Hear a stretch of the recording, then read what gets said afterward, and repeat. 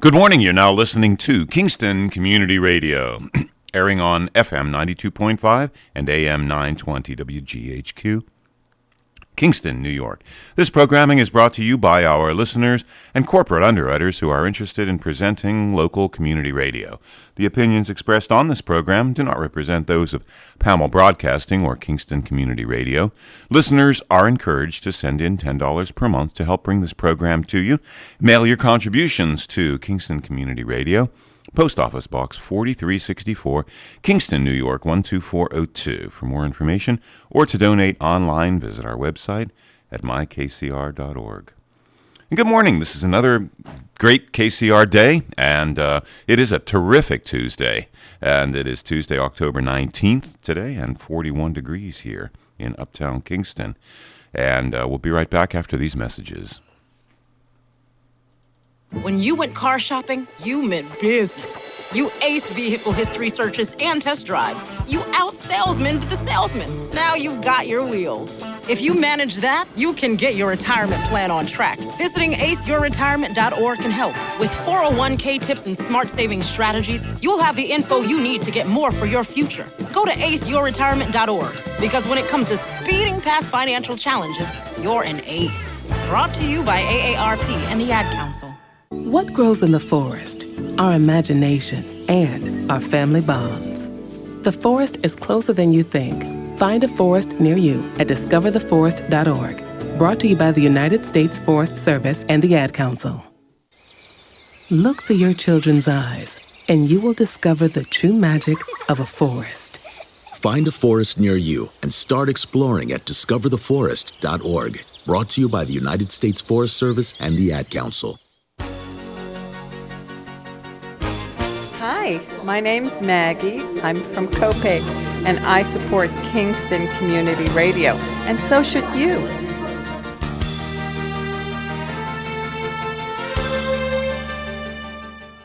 Thank you for tuning in to KCR, Kingston Community Radio, WGHQ 920 on your AM dial, 92.5 FM, and streaming online at mykcr.org. Your Talk Radio call-in number is 331-9255, 331-9255. And a little bit about the weather for the next 3 days. Nothing but sunshine today, a high of 66, and a few passing clouds tonight. And Wednesday, partly cloudy skies with a high of 74, and that's Wednesday. And Wednesday night is clear skies with a few passing clouds with a high of 49. And partly cloudy skies on Thursday, high of 72, and a shower or two possible, 40% chance of showers on Thursday night. And that gets us to Thursday night.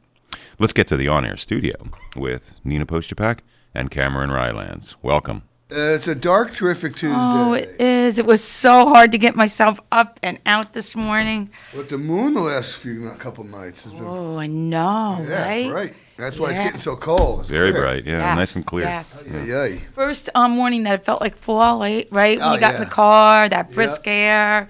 Yeah, I have to say. And, Wakes you up fast. Yeah. It wakes you up fast. Yeah. Unfortunately, my car doesn't get warm enough to heat. I live too close. Oh, My yeah, heat you're doesn't. I right. can't even get my defroster. I literally had to stick my head out the window.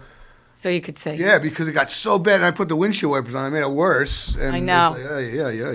I know. Well, I'm really a big baby because I actually have Dwayne go out and start the There you car go. this morning It's before cold I got in the winter, I do that. I must Yeah. admit, I do that in the winter, but I didn't think, today. Well, this morning you would never think of it. Hey, it was like 70 degrees on Yeah, it's supposed to be Saturday, nice. right? Next couple of days is supposed to be nice. And Fall last weather. weekend was beautiful. So, yeah. But it's dark. A couple more weeks, and then we have daylight savings coming. Third, It I won't be think. bad. First weekend in November, I believe. Yes, yeah, which won't be But bad. it's a. Did you watch the Giants game on Sunday? It's very little. Yeah, Very I little. saw it in person, and it was. Oh, ugly. you saw it in was person. ugly. Yeah, very little. It's my son's birthday, and we're celebrating his birthday. Oh, but really? It was, Oh, yeah, that's cool. But it was on the TV, and then people became quite discouraged, and yeah. It's a shame. You were there in person. Yep. That'd be painful. Beautiful day. Had a great time. Yeah, Good company, but the game didn't turn out so well. Yeah. Oh well. I know. What Well, are you gonna do? It is what it is. Absolutely. I gotta wake up and go to work the next day. That's right. Well, Doesn't life affect goes our on. lives, right? Life goes on. You can't feel that bad. They're still going to collect their $1 million salaries. Exactly. The and, owner's gonna make money. The gambling houses make the money. Whatever. Yep. The vendors. People had fun, so that's all that counts. Well, I had to say, if I had to pick an exciting game that I saw, it was the Dallas Patriots game. Yeah. You probably didn't see it because you're coming home, but listening to some of it on the sports radio. Yeah, but too bad. It was, first it was like, yes, Dallas won, and then it was like, no, the Patriots won, and then it was, no, Dallas won. Yeah, it's too bad Dallas won. Yeah, I know. But, I was actually home, but I was not home, but Capers rehearsal. Kiwanis Capers is this week. That's right. So tell us about. Yeah, so it's pretty. I had an I didn't read the script because I don't have any lines. I know where I appear in the play, so I didn't even print it out. Sure, right. So I hadn't really read it, but it's a takeoff. Steve Klein wrote it. It's funny. Godbrother, it's called. It's as if Fredo, Vito Corleone left Fredo in charge of the family. And so we see the other side. There's like a miscommunication of what he means by family. Is it the mob family or is it a wife and kids family? It's it's funny. It's a cute. spoof. Steve Klein's a smart, witty guy. Some of the parody songs, like I'm in a dance scene behind Mo Gibbons. She's like I just saw Mo walking this she morning. Like a rapping Jersey takeoff, it pokes fun at New Jersey. It moshes together Sopranos, Godfather, Goodfellas, My Cousin Vinny. There's like it's like a spoof mob movie. Yeah, So it's fun.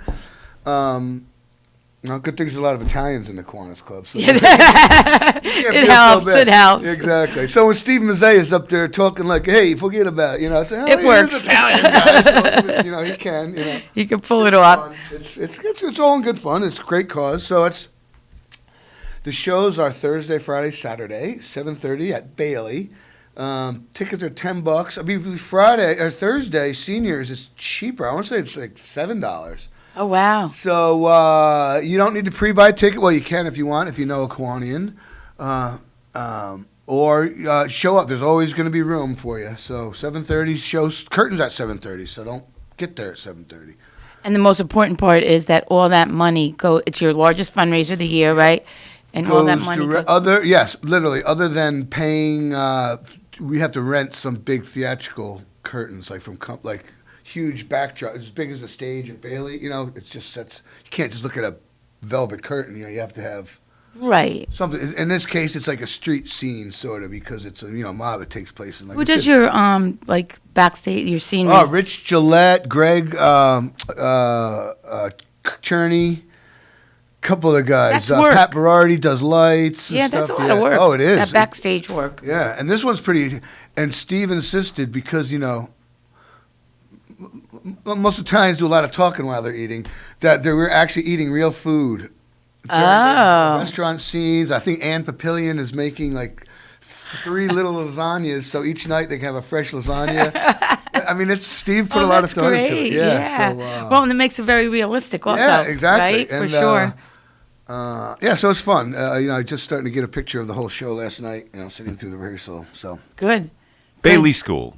For all our listeners, where is Bailey? Junior High is on Quarry Street in Kingston. And geographically, it's above Forsyth Park, so you can get to it off of Hurley Avenue on Quarry Street, I guess. Hurley Avenue, right across from the Elks Lodge, and then accessible off Lucas via Merlina. So it's easy to get to. And on Lucas, it's roughly you pass the tennis courts, you take a right by the temple. Yes.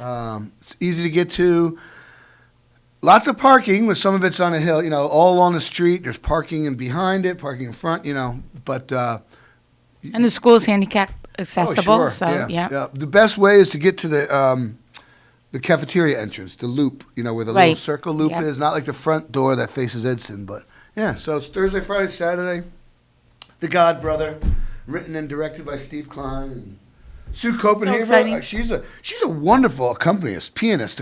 Oh, I she's heard been doing that. it for years. Yeah. But she's good. Like, she's good enough to, like, if she's people stumbling on stage, forgetting their lines, she can slow the tempo down or say, lean over, dummy, whatever. Yeah, right. But she's good enough where she can catch you if you start on off, if your timing misses, she can skip a half a verse. She's really talented like that. But I don't know if she is available for weddings and bar mitzvahs, but Sue Copenhaver is a great pianist, and she has a lovely voice too. So that's great. Yeah, not only is she our able and fun-loving head of the Ulster County Office for the Aging, she's a darn good musician. So. And a devoted Kiwanian. Yep. Yeah, so you don't realize how many different, all the moving parts that go into putting capers on. Yeah. And that's not even talking about the solicitation and the booklet and the advertising. And getting that put together. Right. Business people, here's my business card. I want a half-page ad. Yeah. How does that happen? So. Yeah, absolutely. I know Jamie Anson did a lot of work for years doing that. Like Jamie is always amazing with that. Graphic design and the digital. Now it's all digital. They literally just it's on your computer. You can literally send the whole file to the printer. Frank Campagna, color pager, awesome. I'm sure they're super generous with their pricing and. Yeah, Frank is wonderful. Frank is working with last minute Louis, your Kiwanis, giving them stuff, and they're getting it printed and put together for. Yeah, no, not easy at all. Really hot off the press Thursday for sure. Well, you come from a printing background. Yeah, gosh, how different it is, Yes, I remember when we used to have to cut and paste everything onto take sheets. Pictures of it, and then manipulate the negatives, burn plates, Yeah, come a long way, right, Cameron? And now you can go directly from your computer to a printing press. Yeah. Not even a digital imager, like a giant Xerox machine. Right. You can also go to printing presses, but depending on the quantities and everything. But, yeah, it's completely different now. Technology has really, scary. Has changed. It is scary. It is, absolutely. So I had a wonderful experience last Friday. Oh. We had the renewal of the treaty up at the Shokan Reservoir, at the new rail trail, the Woodstock entrance. Okay. At the Glenford Dyke. There was a dedication of the Shokan, the plaque for Native Americans, the Munsee tribe. There was the dedication of the plaque.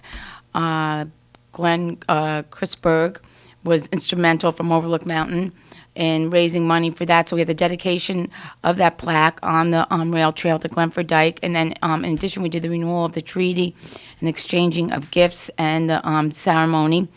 And what a wonderful event. 2.5 hours, but it was amazing. And for those of you that have been on the rail trail, it's that section where you overlook the water. So everything, we were looking at the water the whole time. It was beautiful on Friday, if anybody recalls that. And it was just an extremely moving ceremony, from the dedication to, they do a smudging, they do a drumming, a welcome song, then they do, a farewell song, and then a couple in between with the drumming, and we exchanged gifts. I received a flag from their nation, beautiful flag, and turkey feathers. And Cameron, you'll appreciate this. The turkey feathers actually still have a little meat on it. Oh, really? Wow. Yeah, so you knew it was realistic. It was the real thing. Yeah, wow. Now, originally, was that when the wampum belt was exchanged? Yes, and we brought the replica of the wampum belt that's in our archives, as well as the treaty. We didn't bring the treaty, obviously, but digital reproductions of the treaty, the publication that we do. So we have the original treaty, and we also there were 17 renewals that were done of that treaty, and we have those 17 renewals in our archives. Really? Also. Like after the term expired, they re-signed the lease renewing. or whatever you want to say? Yeah, they kept renewing it, and then we started renewing it again back in 2009. So it says 12 years now that we've been doing it, and it's just amazing. And we exchanged gifts, and we renew the peace, and there's a lot that the still is happening with the indigenous people and their fight for recognition and land claims and land claims, valid land. I mean, that's where all the casinos in New York came from. Basically, settling land claim dispute. Right. Absolutely. Sorry, we can't give you Western New York, but you can build 6 casinos and we'll split the profits. Yeah. Right. It's a it's amazing, and it's very underreported. The Shinnecock Indians in Long Island Yeah. literally have a valid land claim to like the whole eastern end of Long Island, Hamptons, including the Black Course, Shinnecock Hills Golf Course, where the U.S. Open is one of the greatest golf courses in the country. Yep. And they keep kicking this can down the road. But I've read an article some time ago that it's like legal scholars have been examining this for decades, and it's like valid. Like the wording of the original treaty and the way it was signed and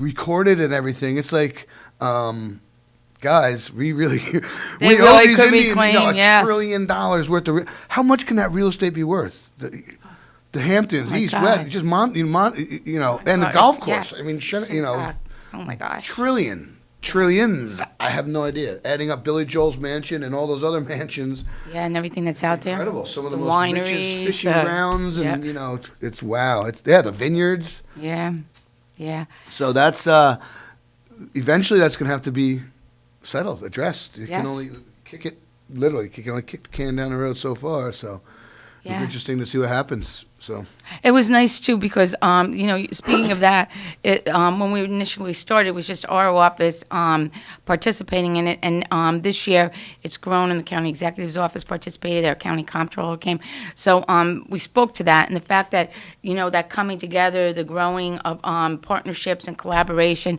So hopefully it will continue. Now, was that open to the public? Yeah. Or was it advertised or just sort of just? Well, it was on our Facebook page. It was. Let me say this. It was put together rather quickly. Normally we do it in the summer months, but unfortunately it just didn't happen, and with COVID, it just didn't happen. So it was decided because Indigenous Peoples Day, right, Columbus Day, we thought it would be the perfect time to do it.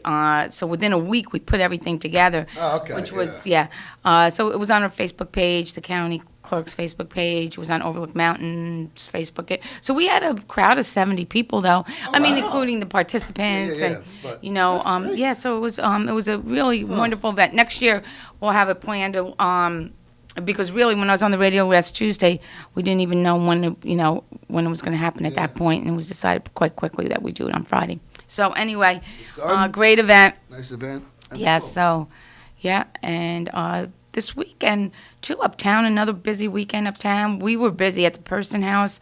We had Hank Yost and the reenactors, the First Militia, were at the house. And that's right. Yeah. So it was very busy at the Person House on Saturday. But Kingston is very busy. It really is. I mean, all all summer, fall now, absolutely. My a friend of mine, my sister, occasionally does some part-time catering with her. Just a couple, $100 extra bucks on a Saturday night. Sure. And my friend Amanda, my sister Amanda helped this other girl Liza down at the Hutton Brickyard for a wedding on Saturday. Oh, I bet that was Super amazing. Nice. Yeah, it was like 100. Wasn't a lot of people, 150 people or so. But it started raining. Or was it Friday or Saturday? It rained. It started raining later in the day, Saturday. Right? Yes. Saturday. But it was all under the thing, and it is the first person I know that has been to a function down there, even though they worked it. But right. I don't know. I think they do the cooking there. The food. But the food looked. They were servers and wait staff, and said the food was looked wonderful. The facility, being able to under this huge pavilion, looking at the river. It was a really lovely setting. Oh, it is a beautiful setting, I have to say. Yeah, absolutely. I was there once for dinner, and the food was good, and it was really it was a nice summer night. So the way the parking was, and there's walkways, and I guess it's a really nice destination. Was it out of town individuals that got married? They didn't know Soul Air, so I'm going to assume so. Yeah. Okay. Yeah. So. Yeah, that's great. So that means they stayed in the. They could have rented all the bungalows or hotels or whatever. Who knows? But so that's great. Definitely. Yeah. Good. Yeah. No, that is beautiful down there. And that, let's see, last week I walked the rail trail down there. It's just nice, peaceful along the water there. And I know the mayor is coming on, and we've asked him on a couple occasions, but soon the work will start down there with the soccer field and all the work that they're doing down there. Yeah, they already have started working down there. Yeah.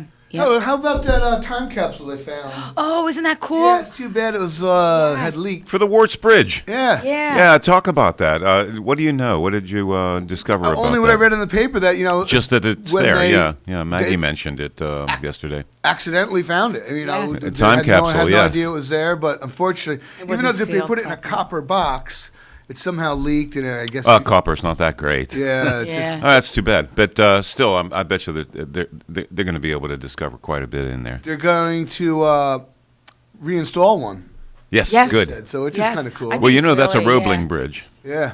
That's a Roebling Yeah. bridge. Oh yeah, absolutely. Yeah, I know. I got schooled on Sunday going up the Rondout Creek on the Solaris. Oh, you did that. That's yes, cool. with Bill and about I would say 8 or 9 more couples on the Solaris. couples. Oh, so it's, Yeah, mostly. Nice. Mostly. And the actual designer of the boat was with us on the tour. oh, that's cool. That's great. Went all the way up to the Eddyville Dam and saw the Eddyville, lock number 1, Yeah. which is right next, right to the right. By the fall, yeah. Yeah, on the That 213 stonework side. is. You can see the abandoned Absolutely, yeah. stonework there. That great stonework for the lock. And quite a bit about, the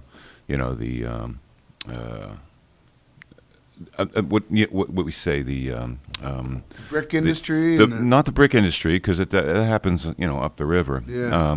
But the cement, I meant the kiln. yeah, the cement. Yeah, The cement kilns. Yes. Yeah, thank you. Yeah, because you can see them. They're right, on Yeah, Beale they're Street. right They're along away there. on Beale Yes, Street, you yeah. can absolutely, and in the winter, even better. Yeah.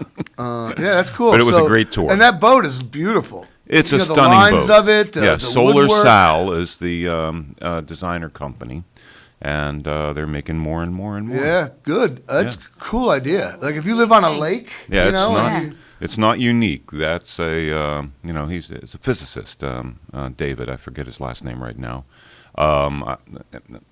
I could guess it, but Yeah. his first name is definitely David. yeah, there you go. And quite a brilliant guy. He's a physicist, and knows about wavelength and things like that for boats. Yeah, and all that. that's cool. And that is a completely it's just completely unnecessary to use any charging for that boat. Really? It yes. generates that much electricity? Absolutely. Huh. And a boat is an advantage over trying to do the same thing with planes or cars, because you have all of that square footage on the roof. Yeah. To attract the Yeah, sun. yeah, And yeah. whether it's overcast, as long as it's day, it's generating electricity. Wow, that's cool. And I'm sure there's a battery bank, so the motor. That's probably the ballast. Oh, better. That's the ballast for the boat. That's Yep. what keeps it Keeps it really upright. stable. Yeah. They did a 1,000-mile trip from Washington State to western Alaska. A 1,000-mile trip this summer on a boat similar, 27. It's a little smaller, on open ocean. Huh. As well as during like through a corridor, Channels like and stuff, yeah. through a corridor similar to our Intercoastal, intercoastal, yeah. and had a ball. Wow. They had a ball and never ran out of electricity. Never plugged in anywhere. Wow, that's really cool. That is. 1,000 miles. Yeah. Huh. That's being on the water has the advantage too of being in the open. You get a lot of, like your house can be shaded by trees. Right. Out in the open, there's more sun. That's cool. That's really neat. Yeah. And gliding silently must be pretty cool sensation. Yeah. I mean, even a quiet boat, you feel the rumble. Yeah. You get a huff of gas every I once in a while. don't know exactly what's more pleasant to hear. The motor of a normal gas boat or Bill Merchant. Yeah, right. Yeah. Yeah. I better listen to this. I think it's much more pleasant to listen to Bill Merchant. Yeah, exactly. Because he had no competition when it came to it's absolutely silent. The motor of the boat is actually about 3 feet into the water, so you don't hear it at all. Yeah, and it's electric, so it's electric. Yeah, the it's motor. whirring. It's not. The motor is about this big. Oh yeah, probably like a washing about machine. 16 feet and 16 inches by about Yeah, it's 9. like probably like a washing machine motor. Yeah, it doesn't need to be that. To spin a prop in water is not too. Yeah, and brushless. Yeah. Brushless motor, just in case you know what that means. No sparks, no. Yeah, that's cool. That's great. So we have now I the wanna now. go- now I wanna now go you want on to go on the. even more. Yeah, Yeah, I know. So sad. I heard on the radio driving home yesterday, but Colin Powell I know. passed. Yeah, what a groundbreaking, brilliant guy. I iconic. thought he was a smart guy. I like that guy.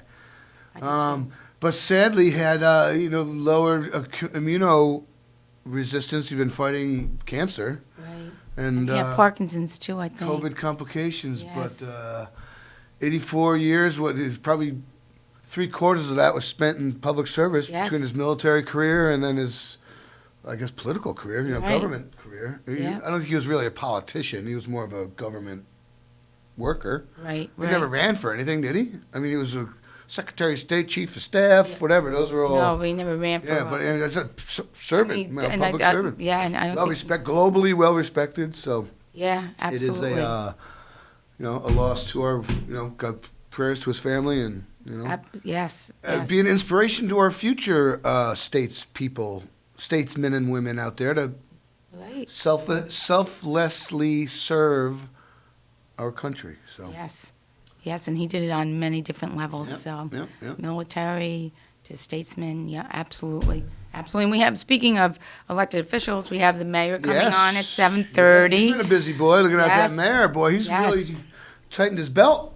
Yes. Property, no increases, spending more money. It's Yeah. good to see. Yeah, absolutely. And then at 8 o'clock, we have Bill Forte who's coming on, and we'll hear about what's going on with the veterans. And then at 8:30, we have Christine Hein, People's Place. It goes so fast when. Seems like a couple weeks yes, ago. Yes, that they were The mayor on. was, he sat right there, oh my God, it's been a Yes. month. It's Yeah, same thing with crazy. Bill and Christine. I know. Very. It goes so fast. It really does. So we're looking forward. We have a full show Right, today, well, which is well, nice. we're probably closer to Christmas than 4th of July, so, Yeah, right. Well, speaking of Christmas, right? The Happy Christmas Fund. Yes, that's kicking coming off. up very shortly. Early November, it's kickoff. I think November it's the 4th. November 4th. Yes, Yes, November yes, 4th. Thursday the 4th. All And, day. All uh, day. We will be broadcasting all day Yes. from the Boyce Dairy Milk House.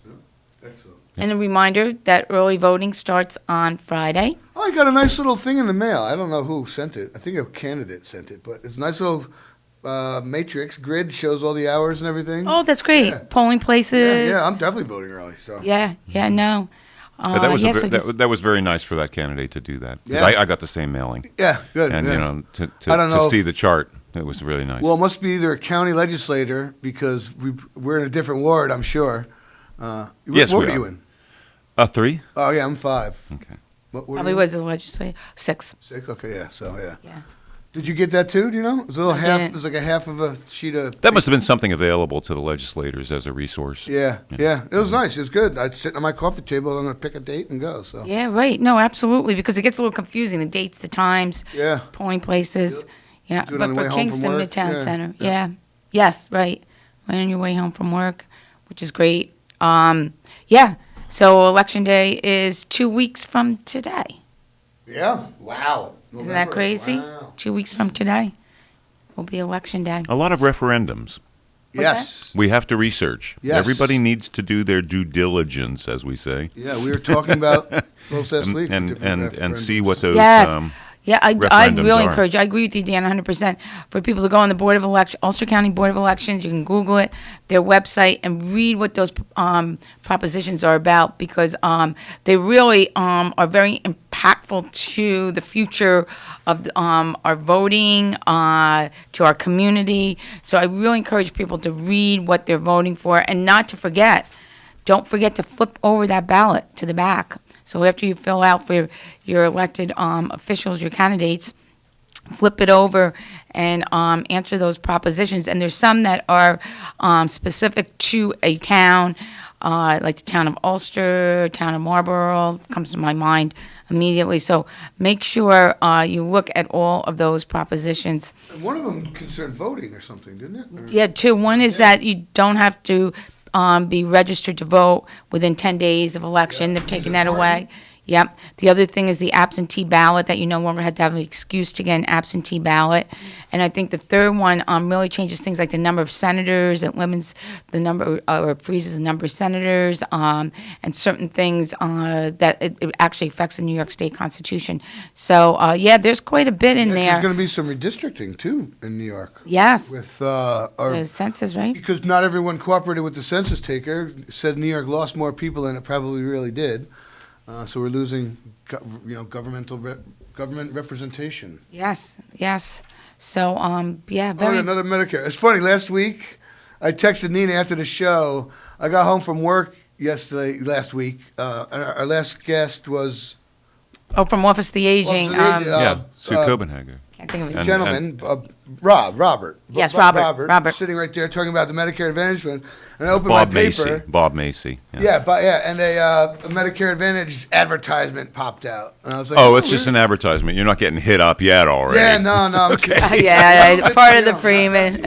At 64, you're going to get hit up a lot. Oh, I'm sure. Well, I get bombarded with AARP stuff already. I know. There you I go. know. Well, it's worth joining. Oh, yeah, definitely. Extraordinary. Oh, just you can get like a rent-a-car discount.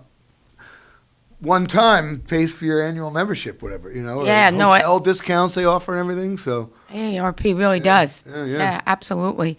So, Dan, I think we should turn it over to you. Oh, absolutely. We went a minute over. all right. Yeah, we were chatting. Okay, absolutely.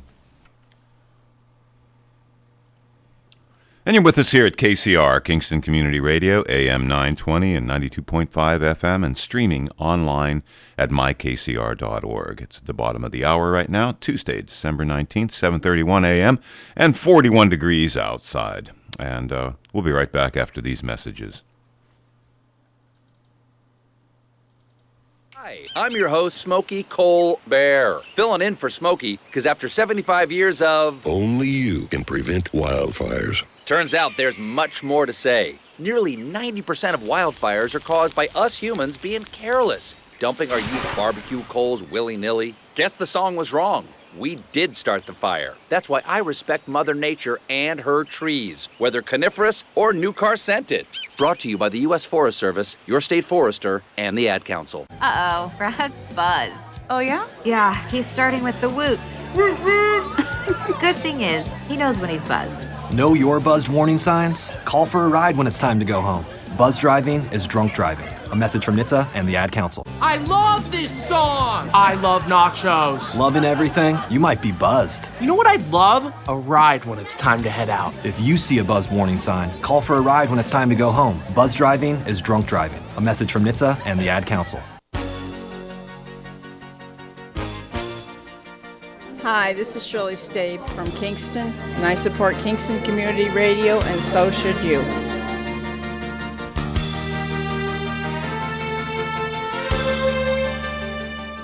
And we're back, and this portion of Kingston Community Radio is being brought to you by Mid-Hudson Valley Federal Credit Union. Many locations throughout the Hudson Valley. 1099 Morton Boulevard in Kingston is their main office. And weather and forecast for Kingston and the surrounding areas for the next few days. This is going to be a very nice sunny day today, and it's a high of 66. Few passing clouds tonight with a low of 51. Wednesday, partly cloudy skies with a high of 74. And Wednesday night, a few passing clouds, clear skies, and a low of 49. And Thursday, partly cloudy skies with a high of 72. So temperatures are keeping it right in the lower 70s throughout Thursday. And then a shower or two possible, a 40% chance of a shower on Thursday night, and a low of 52 on Thursday night. Let's get back to the on-air studio with Nina Postupack, Cameron Rylance, and Mayor Steve Noble. Welcome.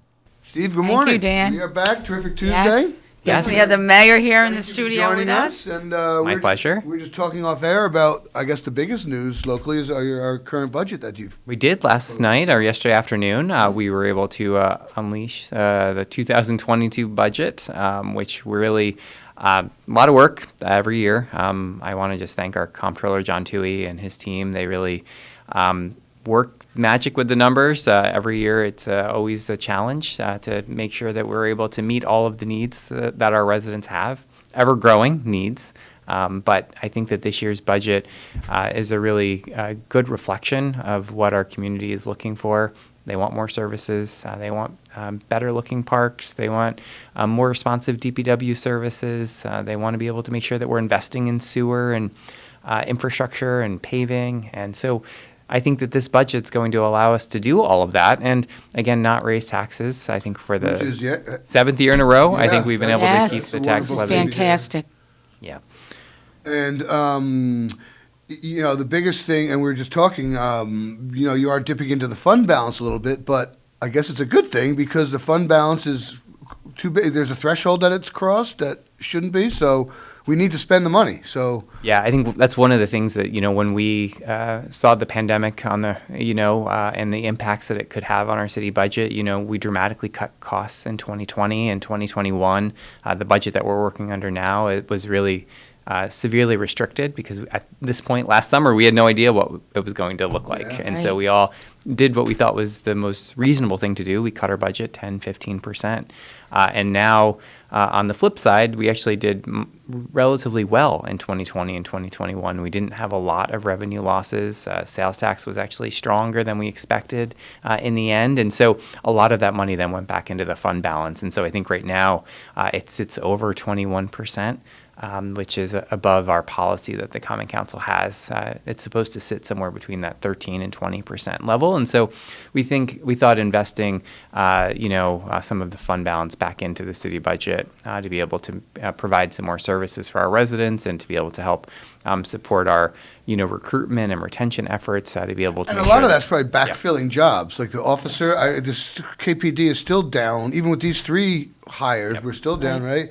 And I'm sure the DPW is down. Yeah. I think we've got 5 vacancies in DPW, and we've got, about 8 in the police department that we hopefully plan to fill this week. We have a police commission meeting tomorrow. Oh, wow. Between this week and next week, we are doing hires for 9 employees.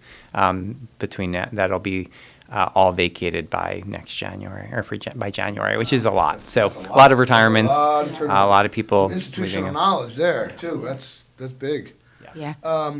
And tax raises for CSEA, frontline workers, if you will. So, which is wonderful news. Yeah, still extremely modest. Looking at the gross salaries that you're talking, they're still. Yeah. This isn't Fat Cat $90,000. No, they're not. Nice, bringing people that were making guys driving the trucks and mowing lawns. Women too. This is.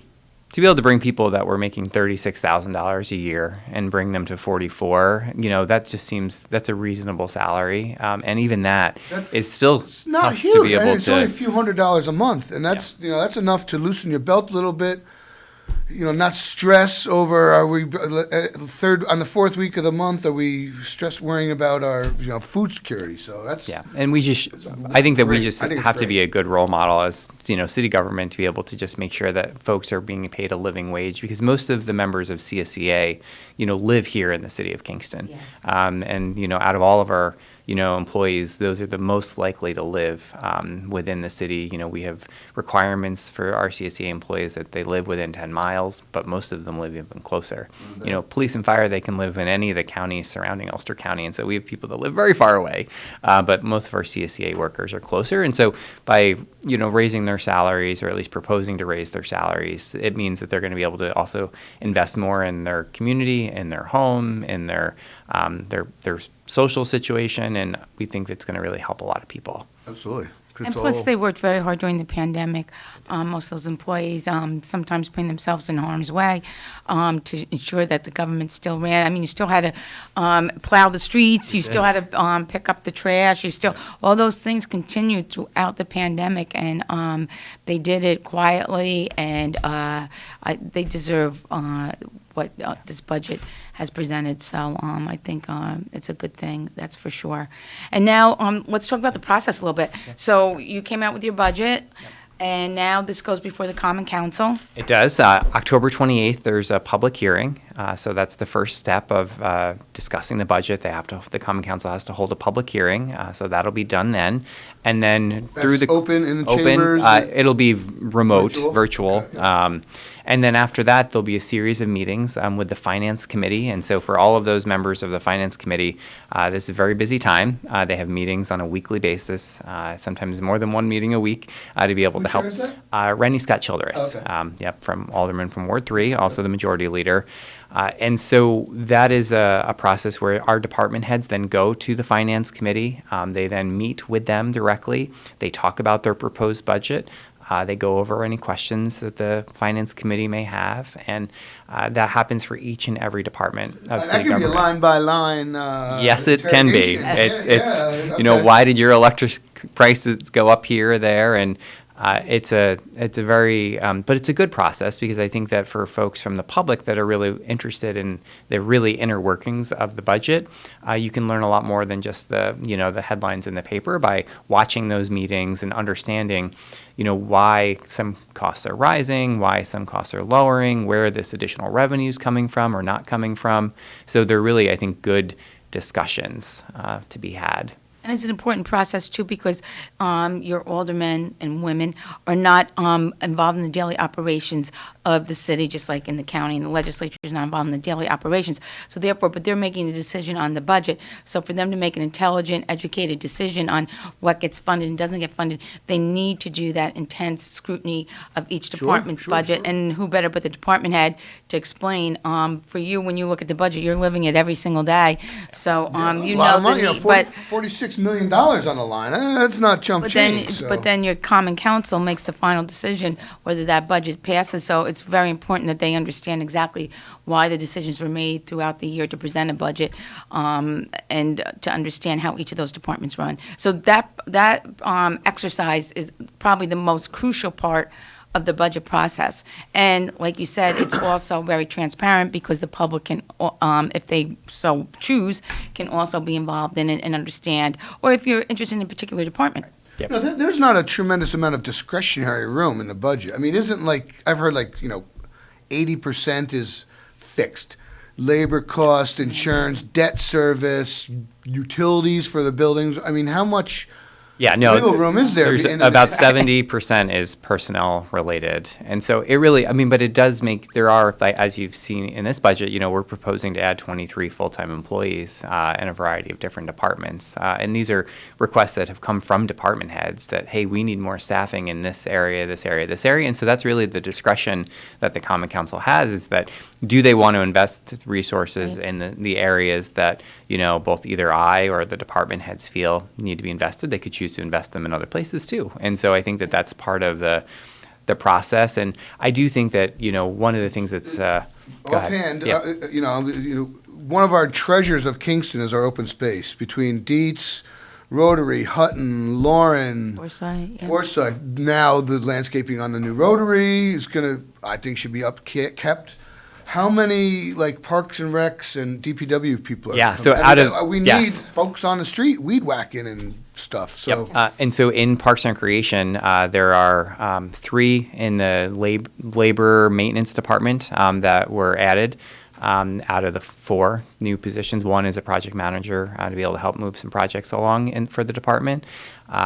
And then in DPW, there's 5, laborers, and a big part of the DPW new 5 is actually a new division. We've had a buildings and grounds division for a while. They're the ones that have helped take care of parking lots and medians, and it's been staffed by 2 part-timers. And they have tried their best, and they're also responsible for taking care of all of the vacant and abandoned buildings in the city. Holy cow! And so it's not, and that's why a dozen full-time people, and so legitimately. And so this year, we're taking the 2 part-timers and we're turning that into 3 full-time positions, as well as providing them the equipment and the vehicles and the tools that they need to really be able to get the job done. And so we're going to be able to see, areas like Broadway, the medians, the parking lots, the buildings, everything is going to see a much better, level of care than we've seen in the past, where we've really just been piecemealing it together, because again, those 2 part-timers they've tried their best, but it's just not possible. Impossible. Yeah. I mean, they couldn't even pick up the garbage in just the parking lots in 2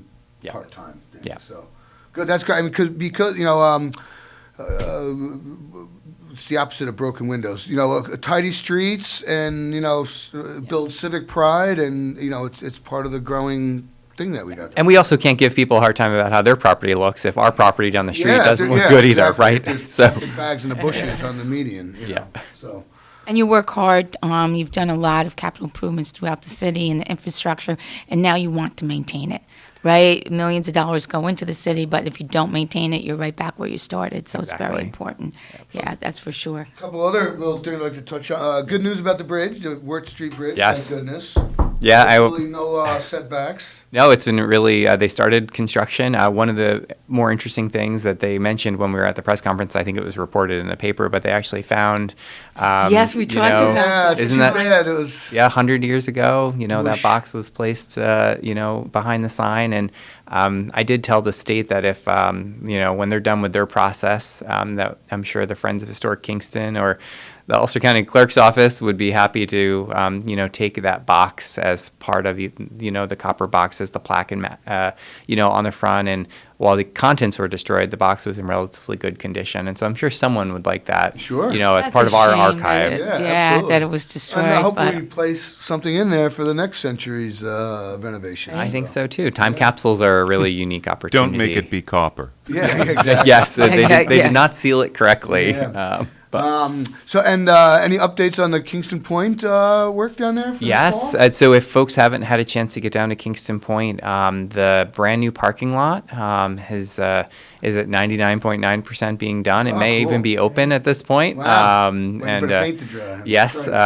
And the soccer field, the grass is growing, and so we won't be able to play on it this year because we want the grass to be able to actually grow. Yeah, it's perfect time of year to grow grass right now. Yes, and so it's been doing really well, and That's so awesome. we're excited about that project, and it's just it's coming at a great time because there's been so much water this year, and so that parking lot that used to be a parking lot that is literally now a wetland, we're actually going to have to close it off because we've had people parking in the area where it can get Tide wet, comes in and and, we've had some issues, and Yeah. so we're excited to be able to get this new parking lot open for all of the users of the complex down there. So it'll be good for for everybody in the neighborhood too. So Fantastic work on Block Park.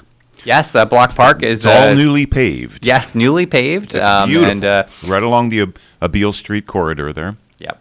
And we're really excited that project will be finished this week. They just did the pavement Monday, yesterday, and last Friday, and it really has come out really, really well. And for all of the users down there, that parking lot has been not well cared for over the years, and we put in new guide rail to be able to make sure that it's clear the entrances and exits. Control because the flow a little bit, the yeah. traffic on Abeele Street can be pretty quick, and so we really want people to be safer. Softball nights, you can get a Yes. lot of people in and out of And- there, boy. So we're excited about that, but thank you for mentioning that project. That was the Parks and Recreation team have been hard at work, and that was actually paid through our community development block grant funds. Oh, and great. so that was a nice, Extremely well maintained ballpark too. yes, our staff do a great job. Yeah, a lot of the people in the city play there. So Yes. everybody Yes. plays. I mean, that's a huge. Yeah, I don't think that softball block in park Kingston is hasn't big, touched yeah. everybody's life at one Absolutely. point or the other. Yeah, whether flag football as little Right. kids or adult softball leagues. Yeah, we were able to even repave the road down to the pavilion and the parking lot by the pavilion. So we think that will also make it easier for folks that may want to rent the pavilion or have a picnic Oh, or yeah, barbecue. that's a and great- yes. because it was in pretty rough shape. So this will help. Quite overgrown too. Yeah. Yes. We've cleaned it up, widened the road, and it looks nice. And I think personally, great news about the Fair Street extension deed transfer, whatever you want to call it. Yeah, the project is moving forward. I think, this was one of the, next steps on the Kingstonian redevelopment Yeah, process is to be amen. able to allow the public park to be built and to be able to get the pedestrians across Schwenk Drive. So we're excited to, take that step. It went before the Finance Committee a couple weeks ago, unanimously moved out of there, and so now we'll go to the full council in a couple of weeks. So that's just one more step along the way. Yes. And there have been There's a lot of steps. been a lot of steps, but A lot of steps. You don't want a Dean Gitter situation here. you know, as 20 years to start development. So So I think as long as we keep moving forward, and I think that, it's the incremental changes, it did allow, thankfully, for a lot of public comment and feedback, and the design has gotten better and better, along the entire process. So I think that that's a benefit of these things taking a little bit longer than some people may want, is that, we usually end up with better projects. And I think that that's good. And, one thing I'll mention kind of coming up next week on the 25th and 26th, we're having our first public sessions about what we want to do with the $17 million. Oh, yes. And so those are going to be virtual, so you can... Now, that's exclusive of the work being done at Dietz? Yes. Oh, okay. Yep, so this is an additional $17 million that we as a community need to decide how we want to spend. How many people are in the city of Kingston? Yeah. Divide that, 26,000 by 17 million, and I'll take you can round up. It's okay. So there are some rules about how that can... come on, Mr. Mayor. The federal government came out with... Elected forever if you did that. 150 pages of what it can and can't be spent on. There can be some direct payments to frontline workers as a part of a possible process, but generally just handing out cash to residents isn't necessarily... I didn't see on the list of...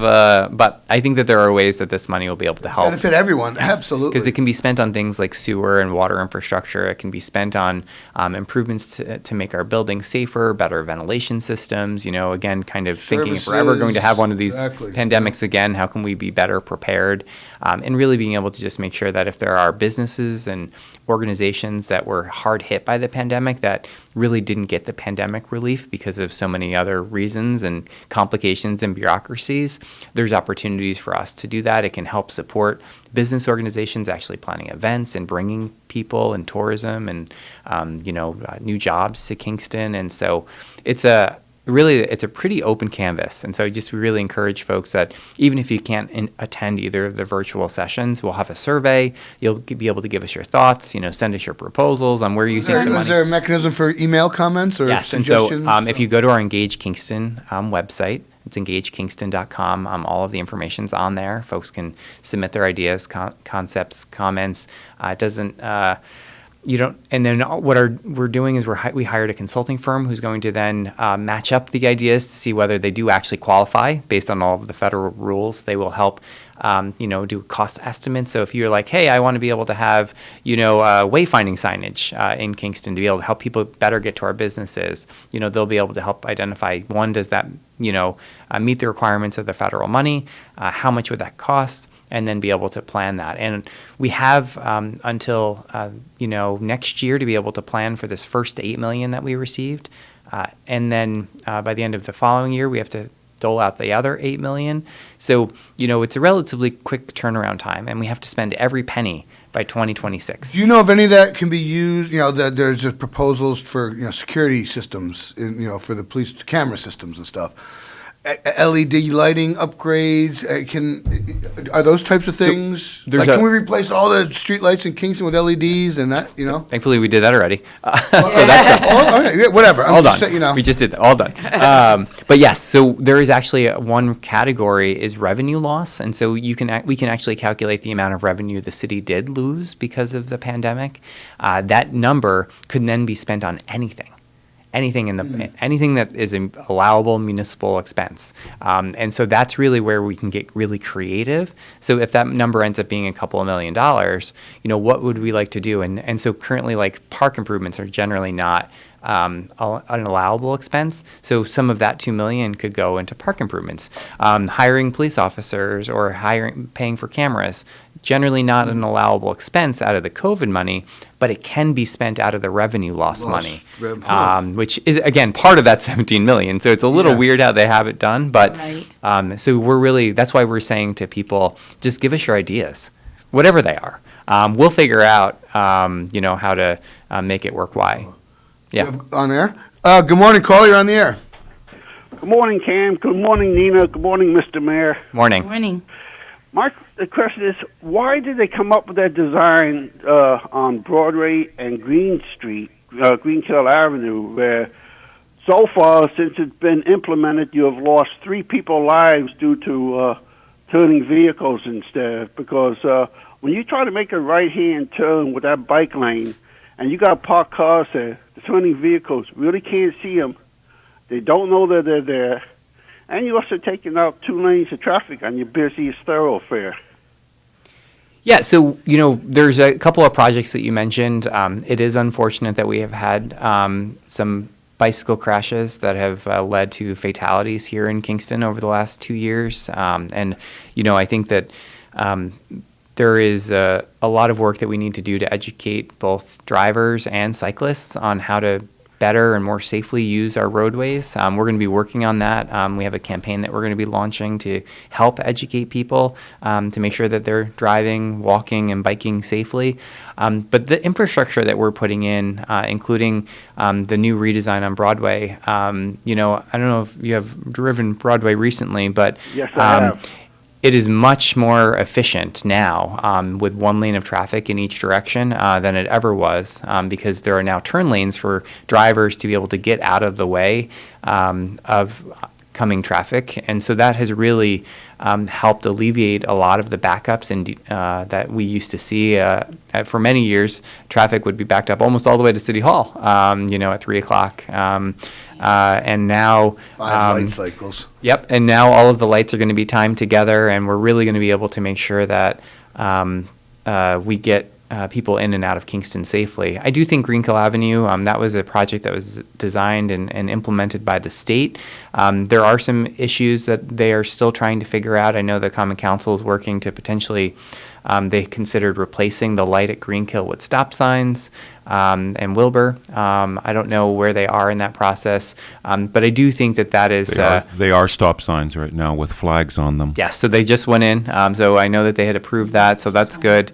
Yeah, and so that we think is going to really dramatically help, that intersection where that cyclist was killed. And so hopefully, again, that was we have to... Sad tragedy. Yep. However, the vehicles travel law was broken. The person didn't obey posted stop signs, and a horrible accident occurred. Likewise, with the one at the top of Broadway, the cyclist was going the wrong way at a one-way street, way too fast, and it's sad that a fatality occurred. But in my humble opinion, nothing to do with the mayor. The victims were in the wrong, so that's only my opinion. The one on Greenkill during the wintertime, that wasn't plowed. Yeah. Yeah, and that so... was not plowed, or there was always snow in that lane and stuff at the different times that I would use it and stuff. And with the bike lane, that's, 800 yards off of Main Street, that bike trail, why would they want to use that instead of riding with a bunch of traffic on Broadway? Yeah, I think we're going to see more. There already are a lot of people that cycle on Broadway, and I think that we're going to see people continue to do that. And I think the other benefit of the cycling on Broadway is really for the businesses. There are studies that indicate people who ride their bike are much more likely to stop and spend money in a local business than folks who are driving by in their cars. And so there is a lot of development on Broadway that's just sort of snuck in. Lunch places and cafes. There's a couple of clothing stores. Broadway is really changing, and kind of sneakily over the last year and a half Quietly, because of the construction and it's. And I think we're going to see that's the next. Yep. Growth area, as far as I'm concerned. Yeah, Downtown's great, uptown's great, midtown's where it's at going to be, I think. And I think the $8 million we invested in the streetscape, the new sidewalks, the plantings, and all of the new safety infrastructure, because we have to remember that the reason we did the work on Broadway is that we've had multiple pedestrian fatalities, we've had hit and runs, we have more crashes. We had more crashes on Broadway than anywhere else in the city on such a short stretch of roadway. It was really dangerous. And so I think now, we're going to not only help with the safety issues, we're going to really be able to help our businesses who are now going to have a beautiful streetscape right in front of them, and also less traffic and less people just kind of wanting to get out of town. Instead, they're going to now be able to stop, park, and our next project that we're going to be doing in 2022 is we're going to be repaving and redoing the Sea Deli parking lot there on Broadway, as well as the Cornell Street parking lot. Those are both going to be completely redone, as well as Prince Street parking lot. And Cornell Street, the one behind Tony's and Little Yes. Italy. Okay, Yep. yeah, So yeah. it's going to be completely redone and beautified and repaved, and I think going to really make a huge difference in the neighborhood. And again, I think that that's just going to help the neighborhood. Now, there's an electric charging station there too. There on is, that lot, isn't yes. there? Yeah. Yeah. Okay. Yep. Yeah. The Cornell Yeah, parking lot, yeah, yeah. yes. Pretty Okay, heavily well, utilized. thank you for your Yeah. answers. No, thank Oh, you. George, I'm Yes. sorry, George. I forgot you were on the And everything phone. You're else. great. You're such a good guest. We forgot Nina, about Did you. you get that email I sent you last week? Nina, Did I get the email you sent me last week, George? Yeah, about that scam. Yeah, I did. If we posted Okay. it on Facebook, we posted it on our website. Yeah, so we did get the word out that that was a scam, and I did get it. Thank you so much. And yeah, so if you go to our website or if you go to our Facebook page, it notifies everybody in regard to it. I appreciate you bringing that to my attention. Okay, thank you, people. Cool. Have a great day. All right, Thank George, you. George, thanks for thank you listening. so much. You too. So we, we chewed through a half hour pretty quick. Any other quick announcements that you have, or? Yeah, I'll be joining the Capers Yeah. cast this week. So Thursday, Friday, and Saturday, 7:30. $10 tickets. It's Jay priceless. Watson Bailey, you can't beat it. Priceless, Yeah. you're right. It's priceless. Cameo by our mayor. So yeah, we talked about that in the first half hour. So great, Steve. Thank you so much, and support the Capers. Come see our mayor. All right, Thank you. take it away, Dan. Thank you, Mayor Steve Noble, and thank you, Nina Postupack and Cameron Rylance. Again, thank you for coming in once a month and informing us with everything that is Kingston. You are with us here at KCR, Kingston Community Radio, WGHQ, AM 920, 92.5 FM, and streaming online at mykcr.org. Tuesday, October 19th, a terrific Tuesday. 41 degrees here in Uptown Kingston. This last portion of Kingston Community Radio has been brought to you by Mid-Hudson Valley Federal Credit Union, 1099 Morton Boulevard in Kingston, their main office. We'll be right back after these messages. Hi, this is Tony Marmo from Norman Staffing, and we've been bringing together employers and job seekers since 1980. If you're an employer and have job vacancies, let Norman Staffing help fill them with permanent or temporary workers. We screen, interview, and recommend the best candidates for your company. We make the employment process easier and faster for you. Please call Norman Staffing for your employment needs at 338-9111, 338-9111, or normanstaffing.com.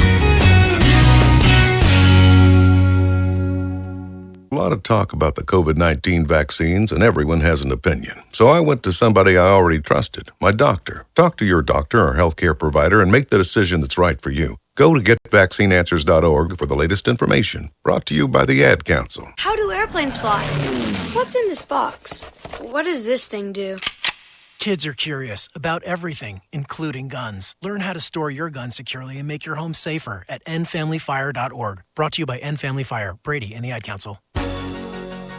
Hi, this is Scott Harrington from Hurley, and I support Kingston Community Radio because the people need a place to have their voice heard, and it's lost in corporate radio, so please keep listening and supporting our station.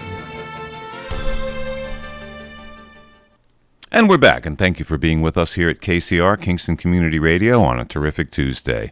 And this upcoming portion of Kingston Community Radio is brought to you by Robert Baum Commercial Realty, located at 79 St. James Street, Kingston, New York. Visit rgbaum.com for more information. Robert Baum Commercial Realty. And a little bit about our weather and forecast for the next few days in the Kingston area. Plentiful sunshine today. Continuous sunshine, a high of 66. And a few passing clouds tonight with a low of 51. Wednesday, partly cloudy skies with a high of 74. And we have a Wednesday night with clear skies. A few passing clouds, low of 49. Thursday, partly cloudy skies with a high of 72.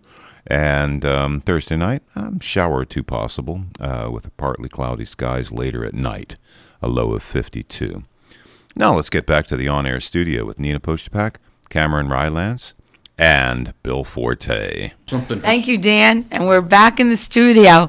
And before we go to our next guest, you know what time it is. It's birthday time. So let's see, we have one birthday here. So we'll wish a very happy birthday to Carol Decker from your friends at the Hurley Pearlers. And guess, Dan, who was the winner of the cow pie? 100% chance. Carol Decker. So, Carol, you are the lucky winner to go to Boyce Dairy Milk House, 62 O'Neill Street, and pick up that famous cow pie so you can enjoy it for your birthday today. And unfortunately, I don't have Cameron here to ring the bell, but thank you. Okay. Thank you, Dan. And if you could tell people, Dan, how they can get their birthdays on the radio so we can have more next week. Definitely. KCR921 at gmail.com, or mail them to Post Office Box 4364, Kingston, New York, 12402. And we've got them. Okay. So make sure you get them to us. Thank you, Dan. Thank you so much. And we have Bill Forte here in the studio with us. He's the chairman of the Veterans VFW Kingston. Kingston Veterans Association. Kingston Veterans Association. Okay. So welcome, Bill. It's always nice to have you every month. And he has his pad there. So there's a lot going on, right, with Veterans Day coming up. And We have a few things going on. Yeah. So maybe I'll hand it over to you and you can tell us a little bit about what's happening. First off, the Ulster County Chapter 156 of the Disabled American Veterans will be having a turkey giveaway. It's actually turkey breasts, the full frozen breasts. They have a limited number of them, so it'll be first come, first serve.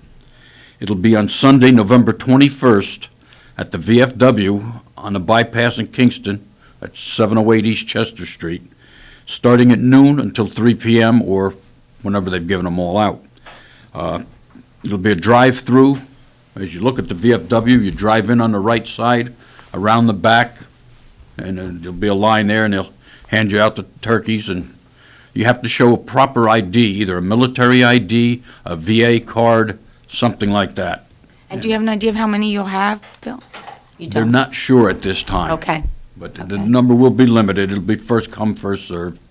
I know in the past they've had at least 100. Oh, okay. That's great. Okay, yeah, that's quite a few. That's good, yeah. Yeah, right? A lot of food. Yes. I actually prefer the breasts over the whole turkey.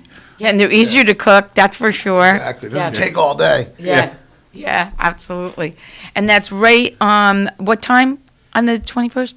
Starting at noon until 3 p.m. Great. So I walked in, that was a Thanksgiving, obviously, holiday. Yeah. Yes. Well, yeah. Okay. Yeah. You didn't talk about, I was only a couple minutes, you didn't talk about Veterans Day, did you? No, Not yet. just the Okay. All right, birthdays good. and that's it. Good.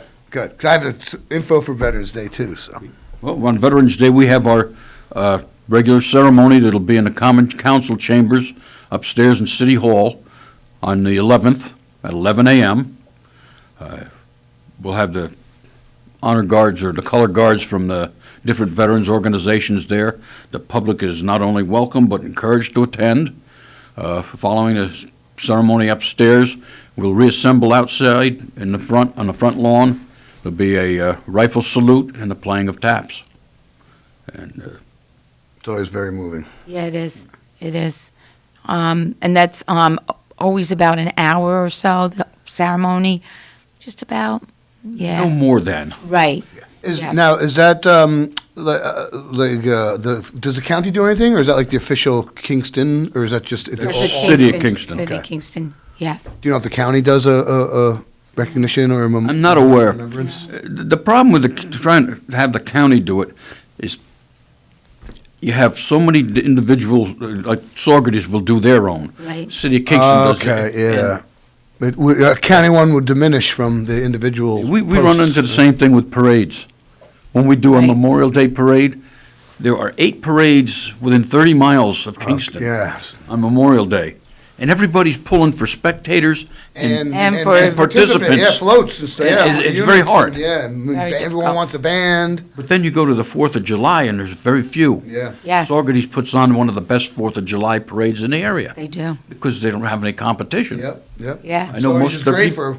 It's great for a parade. Yeah. Flying through the village Oh, there. it's wonderful. Lining the streets. Yeah. And the houses with the porches Yep, and everything. yep. Yeah, it's great. And boy, do they turn out for it. They do. Yeah, it's one of the best parades in the area, I have to forward to say. it. Me too. I do too. Absolutely. So, Cameron, you Now- have something Yeah, going now on on Veterans Day, the Kingston Elks Lodge is having a complimentary pasta meatball dinner. It's complimentary for vets. We're asking $10 for companion meals, and that $10 is going to be going directly to the Elks Veterans Outreach Programs, because as Elks, our focus is children and veterans. The distribution is going to start at 5 to 6. We are asking people to make we're limiting 100 meals. We can only cook. We can only cook that much in the Elks Lodge, unfortunately. If it's Right. bigger, we do more. But 100 meals, and we're asking people to call 481-0752. Now, there will be drive-ups available, but that's only if we don't have 100 reservations, and that will be after 5:30. So, And that's you'll on know Veterans- you will probably know the Tuesday before I if hope you have your so. 100 reservations or not. I hope so. I'm sure people will be calling that day, but and it'll be on our sign shortly. We'll be changing it, but and that's 481-0752 for our Veterans Day drive-through pasta dinner. Homemade Marianne DeGroat. She's gonna be helping me make meatballs. I don't want to say spaghetti because spaghetti breaks. Super hard to cook a lot of spaghetti. So probably ziti or penne. I prefer penne. Meatballs, salad, dessert. Perfect. Package to go. That's great. Complimentary to our vets. But the Elks are inextricably linked to Veterans Day. General Pershing, who was tasked by the president to establish this holiday, was an elk. And the 11 o'clock is on every BPOE logo. The clock is set to 11 o'clock because at every Elks Lodge in America, they're only in America, at 11 o'clock there's a toast to our absent members. And the timing of the armistice and all that, General Pershing was insisted that it was 11 o'clock. Yeah, good old General Pershing was a loyal elk. What does BPOE stand for? Benevolent Protective Order of Elks. But it really means the best people on earth. Right, best people on earth. But yeah, so that's Veterans Day. So, and with any luck, our new front porch, the deck, and everything will be done, so we can serve people right out the front door. Oh, that I don't would be think the roof perfect. will be done by then, but certainly the deck and the steps and all that will be done. So. Well, that's really something nice that the Elks are doing. That's fantastic. Yeah, it's our third year in a row, which is nice. So fantastic, great. How is something else I want to say? Kiwanis and Elks, I know because I'm involved with both. They've been pledging and have been raising money for your capital campaign for the uniforms for your new honor guard uniforms. We are very close to meeting our goal. Wow, Fantastic. excellent! Very close. Which was a lofty goal. Yes, it We've was. already started taking people to West Point and having them fitted To for get the fitted? new Oh, uniform. that's great. fantastic. That's cool. But as everything goes usually, there's always a glitch. Due to these slowdowns and everything else, certain items are getting hard to find. We have 3 guys who cannot get a hat yet. Huh. Oh, And with it's very all the complicated. problems. It's a size 7, 7 1/4, and 7 1/8. Those are average sizes. And they're average, but they're out of them, and they've been out for a couple of weeks. Wow. So Yeah, well, the felt is backed up, so the hat maker can't make the thing. It's probably one of these supply chain, which I don't understand. People just didn't disappear, No. right? All of the employment bump up benefits are expired.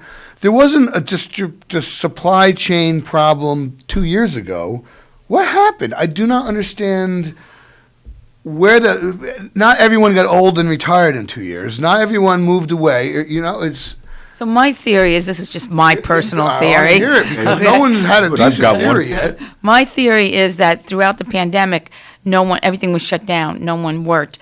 So it's finally caught up to us, all that manufacturing, all the goods that would have been, made during that time have now become short. There's a shortage of it because no one worked throughout that year, but took that long to get there because we had such a big supply prior and to we've that. depleted the supplies. And That's my theory, but I don't know. But I don't know. I mean, I think there's a lot of factors, and one that is good.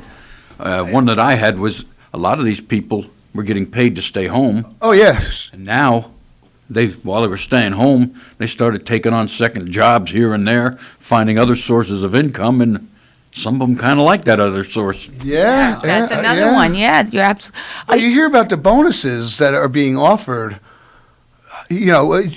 Trucking companies in tech. There was this one. They made windmills. A huge windmill turbines. They were offering like $10,000 a week paycheck to drive. To deliver these components all over North America. Trailways in Kingston, 4-day work week, bonuses from day one, $5,000 sign-on bonus. I can't see why there's not a line outside the front door for people. And they said they'll send you to diesel mechanic school. Those guys are making good money. Yes. Women, they're not. I'm not being. No. Right. Those mechanics are making great money.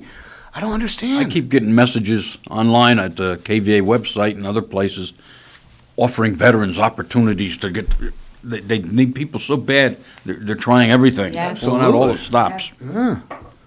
But it's starting to affect, and then now they're talking about fuel oil and everything's going up. Well, natural gas just keeps pumping underground. They don't need a lot of staffers to keep. So why is the price going up? I don't know. I believe this is true that the United States is probably has the largest reserves of natural gas in the world. Yep. Why should we be hurting for it? I've read it. I've read the same thing, that we have more than enough to meet it's cleaner than oil. I don't know. But we've been warned those prices are going to go up this winter. Yes, they are. Propane's going. Everything. Anyhow. So,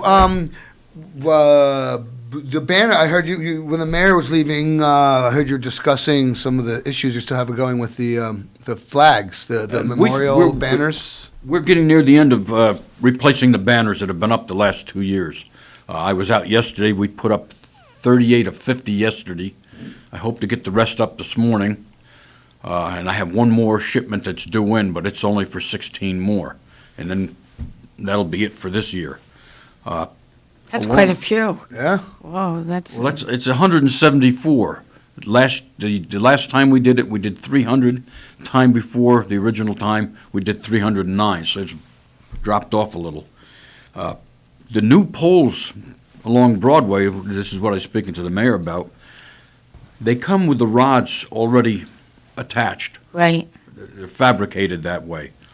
Well, when I measured the lower rod, from that rod to the road surface, I got 11 feet 4 inches. The maximum height without a special permit for a tractor, trailer, or a truck is 14 foot. Oops. Yeah. We're not using their poles at all. Yeah. Yeah. And for anybody to use them is going to be a problem. Well, do they overhang the road? I mean, like next time a 18-wheeler goes to pull over, is it going to start snapping them things off? Yesterday, right by the Midtown Center, I was replacing the banners there, and a box truck came by. I could have stepped on it and walked across the roof. That's how close to the pole it was. Wow. If I didn't have those banners up that high, they would have hit it. Wow.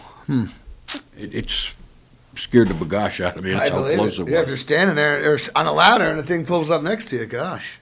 Yeah, no, absolutely. Yesterday also I went up to Hudson, and I met with some people there from American Legion there, Greenport, and Valatia, and they're interested in doing banners in their communities. I took examples up to them. I brought all the information I could, and I've thrown this out on our website, and I'll throw it out here again. If there's any community or organization that's interested in doing banners, contact me. I'll give you all the help I can. I don't get paid by anybody to do this.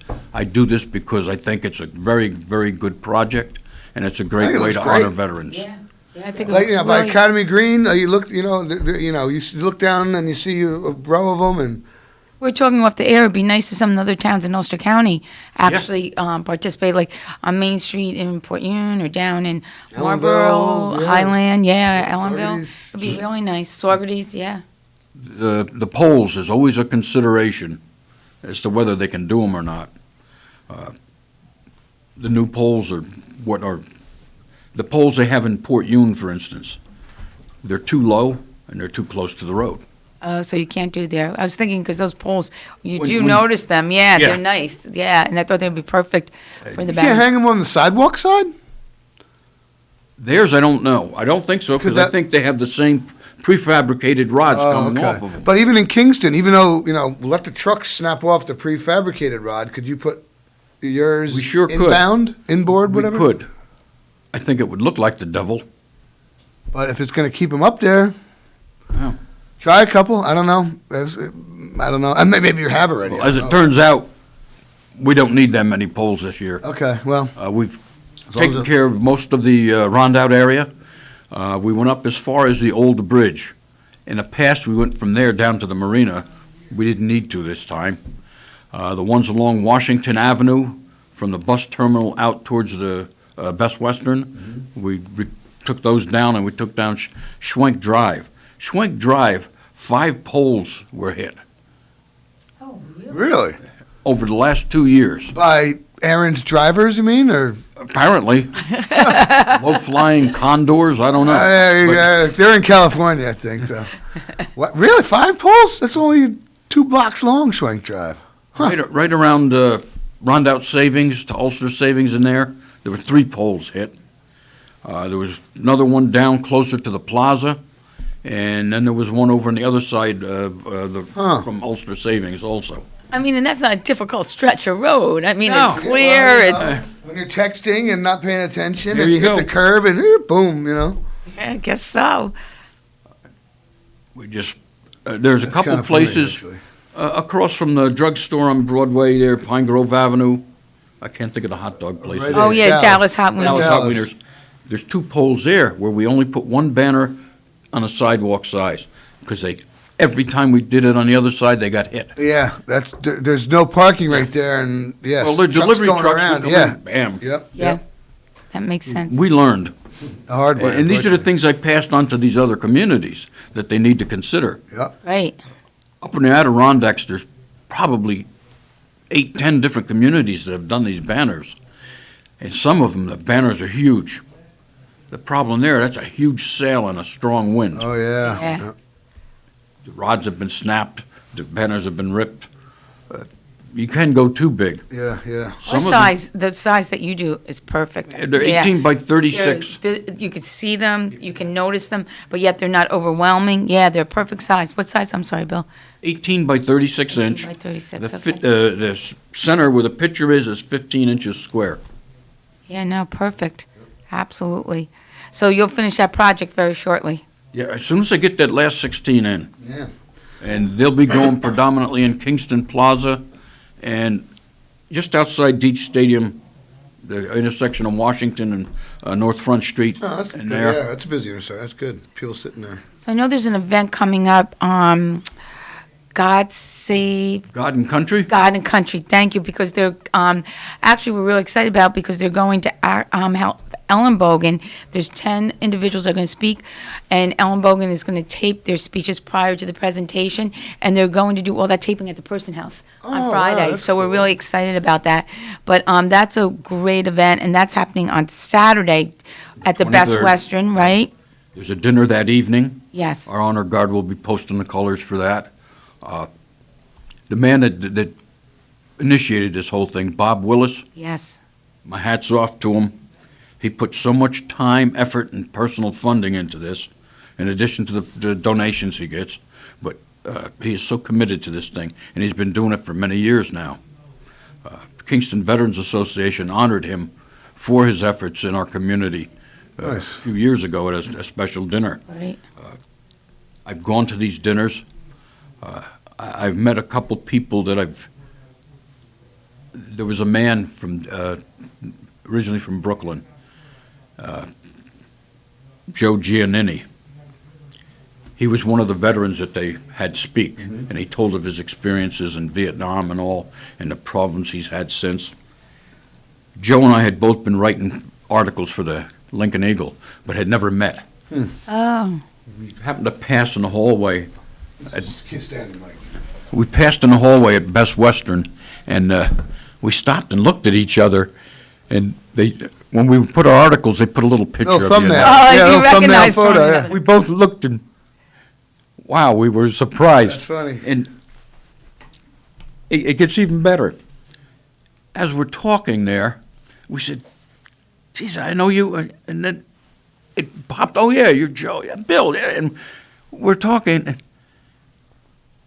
I used to date his wife, 40 years ago or 45 years ago. Oh, my gosh, what a small world.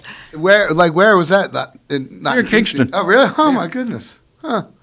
That's funny. Yeah, that is. And Joe's had his problems, and I've been in touch with his mother-in-law. And he's been in the hospital and out.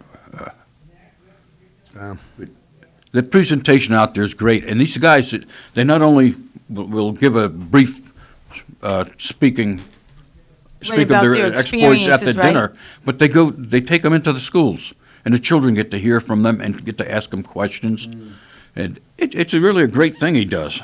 And then during the day, they actually they do a presentation during the day. It's like a day-long symposium. And they speak about all their experiences and so forth, the struggles that they faced, and so and he has done it now. How many years did you say?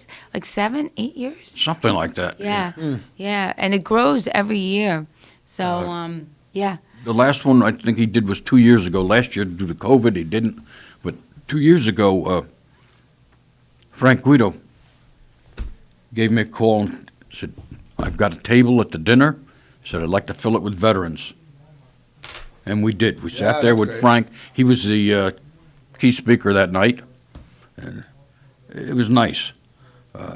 It's an opportunity to get firsthand from veterans who have been there, done that. Yes. Things that normally we don't speak about. You're absolutely not even to our own families. Personalize it and makes it real. Like you said, a lot of people have never heard these types of stories, and it's got to be moving. And I'm glad that they have Ellen Bogan taping it, and it'll be available online because with the pandemic and so many people being real hesitant. Korean War veteran there too, and those guys and those soldiers are aging, so they're in their 90s. Their stories need to be recorded now. So. Right. No, absolutely. Yeah, it's a good way to do it. So that's coming up this coming weekend. Yes, 23rd. The 23rd, yes. Now, last month we were talking about an artist was getting ready to paint the globe on the Veterans Memorial on High Street, or near High Street. Clifton Avenue. Clifton Avenue, rather, not High Street, Highland Avenue is Highland also Avenue, I've been in touch with him. He still hasn't gone up there. I mean, he's done all the preparation. He has the stencils in hand to put the continents back on there. And I said, I hope we can get it done by Veterans Day. And he assured me they would. That's good. I keep going by there hoping it's going to be done. Next time he might be out there painting, so, hopefully. And we tried to make as many improvements up there as we could. Those trees still need to be trimmed back or taken down. They're the ugliest trees in the city. They're gnarly. Yeah, they are. Yeah, they are, And one of them's even got woodpecker holes all the way in it. And that means it's done. They're grown. The wires are going through them, and well, now if the budget passes, there'll be several new employees in the Parks and Rec and DPW. So hopefully that'll. There's a project. They'll be able to start checking those to-do items off the list, and I know if they wait too long, I've noticed a branch here and there keeps all over. Yeah. Oh man, they just fall out. The woodpeckers keep pecking through, away and at those branches just falling. That sawdust, that woodpecker sawdust on the ground, gives it away. Right? And as I've said in the past, we are still hurting for people. The banners, I've got the same small group of guys that have been doing these from the start since 2014. And none of them got any younger since then. Yeah. And there's plenty of young vets in this area, men and women who've served in the last 20, 15 years. So. And if somebody wants to join, do they just reach out to you? Walk in the door. What? Yeah. They can go right to the VFW, right to the American Legion. They can go there if they're interested in going into the Marine Corps League. Going into the disabled veterans, they can also get that information there. Or you can go to kingstonvets.org, our website. Each organization has information there about joining, about when they meet, when, where, what time, and all that. Qualifications, all that, yeah. At kingstonvets.org. The website is not as up-to-date as we'd like to be. If you get somebody young involved, they can update your website. The guy that was keeping it up has since passed on, and I am not the most computer literate person in town. I need the right person to do I that. do what I can. Frequently, I have to reach out to my brother in North Carolina to give him access to go in and he can fix things. Oh, he's good at it. Fix it remotely. There you go. Yeah. Well, that's another call to action for younger vets in our community. Yes. That a reason they need computer help. So, however we can help get the word out, we're more than happy to. So, I had a man contact me through that website about an individual, Charles Van Gasbeck, who was killed in 1944 in a town in France. The town in France wanted to honor him. They're going to put a monument or something in a park there. I Googled the guy's name online, and I found a picture of him and a story about how he'd been killed. And he was from Kingston. I had a banner made for him.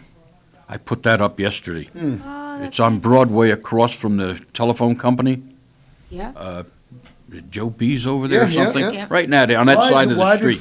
Unfortunately, we're running out of time, but why does France went on? Did he do something to help that town, or did he save the cathedral or something? I don't know, but he was killed there. We have a homework assignment. And a relative of his is from Malden is coming down today to look at it. Wow, That's really nice that you did that, Bill. Yeah. Bill, I mean, honestly, that'd be interesting if you could find out why this town in France wants to honor an American GI. Save the town treasures. Certainly contact them and find out. Yes, interesting. That might be be interesting. might be a neat story. Yeah. Cool. All right, Bill, we're out of time. So, Bill, thank you so much. Keep up the good work. We'll see you next month. And it'll be just a few days before Veterans Day when we see you next month. Oh, it'll be just after. It'll be after Veterans Day. Well, you'll report on the ceremony. Yes, sir. And tell us how our meatballs were. All right, cool. Bill, thank you so much. Thank you. All right, man. All right, Dan. Thank you, Nina Postupack, Cameron Rylance, and thank you so much, Bill Forte, Kingston Veterans Association. It's now at the bottom of the hour, and you're with us on Kingston Community Radio, KCR at AM 920 and 92.5 FM, and streaming online at mykcr.org. Tuesday, October 19th, 41 degrees here in Uptown Kingston. This last portion of Kingston Community Radio was brought to you by Robert Baum Commercial Realty, located at 79 St. James Street, Kingston, New York. Visit rgbaum.com for more information. And we'll be right back after these messages. Hi, this is Tony Marmo from Norman Staffing, and we've been bringing together employers and job seekers since 1980. If you're an employer and have job vacancies, let Norman Staffing help fill them with permanent or temporary workers. We screen, interview, and recommend the best candidates for your company. We make the employment process easier and faster for you. Please call Norman Staffing for your employment needs at 338-9111, 338-9111, or normanstaffing.com. A lot of talk about the COVID-19 vaccines, and everyone has an opinion. So I went to somebody I already trusted, my doctor. Talk to your doctor or healthcare provider and make the decision that's right for you. Go to getvaccineanswers.org for the latest information. Brought to you by the Ad Council. How do airplanes fly? What's in this box? What does this thing do? Kids are curious about everything, including guns. Learn how to store your gun securely and make your home safer at endfamilyfire.org. Brought to you by End Family Fire, Brady, and the Ad Council. Hi, this is Scott Harrington from Hurley, and I support Kingston Community Radio because the people need a place to have their voice heard, and it's lost in corporate radio, so please keep listening and supporting our station. And we're back. You're with us here at KCR, Kingston Community Radio, WGHQ 920 on your AM dial, 92.5 FM, and streaming online at mykcr.org. Your call-in number is 331-9255, 331-9255. Happy to hear from you. Nothing but sunshine today with a high of 66 and a few passing clouds tonight, a low of 51. And Wednesday, tomorrow, partly cloudy skies with a high of 74. And Wednesday night, clear skies with a few passing clouds, a low of 49. Thursday, 72 is our high with partly cloudy skies, a lot of sun on Thursday too. And Thursday night, a shower or two comes through. And it's about a 40% chance of showers with a low of 52 on Thursday. Now let's get back to the on-air studio. After acknowledging the underwriter for this segment of Kingston Community Radio, it's Rondout Savings Bank. Always working for you and our community with branches in Kingston, West Hurley, and also online at rondoutbank.com. Equal housing lender, member FDIC. Rondout Savings Bank. Let's get back to the on-air studio with Nina Postupack, Cameron Rylance, and Christine Hein. The second busiest woman in the city of Kingston. There you go. Christine Hein right here. And we're talking about how tiring it can get at times. times. Yeah, we just saw you, 11 hours ago. We were at Bailey practicing capers. We were. Doing my dance moves and That's whatever, so.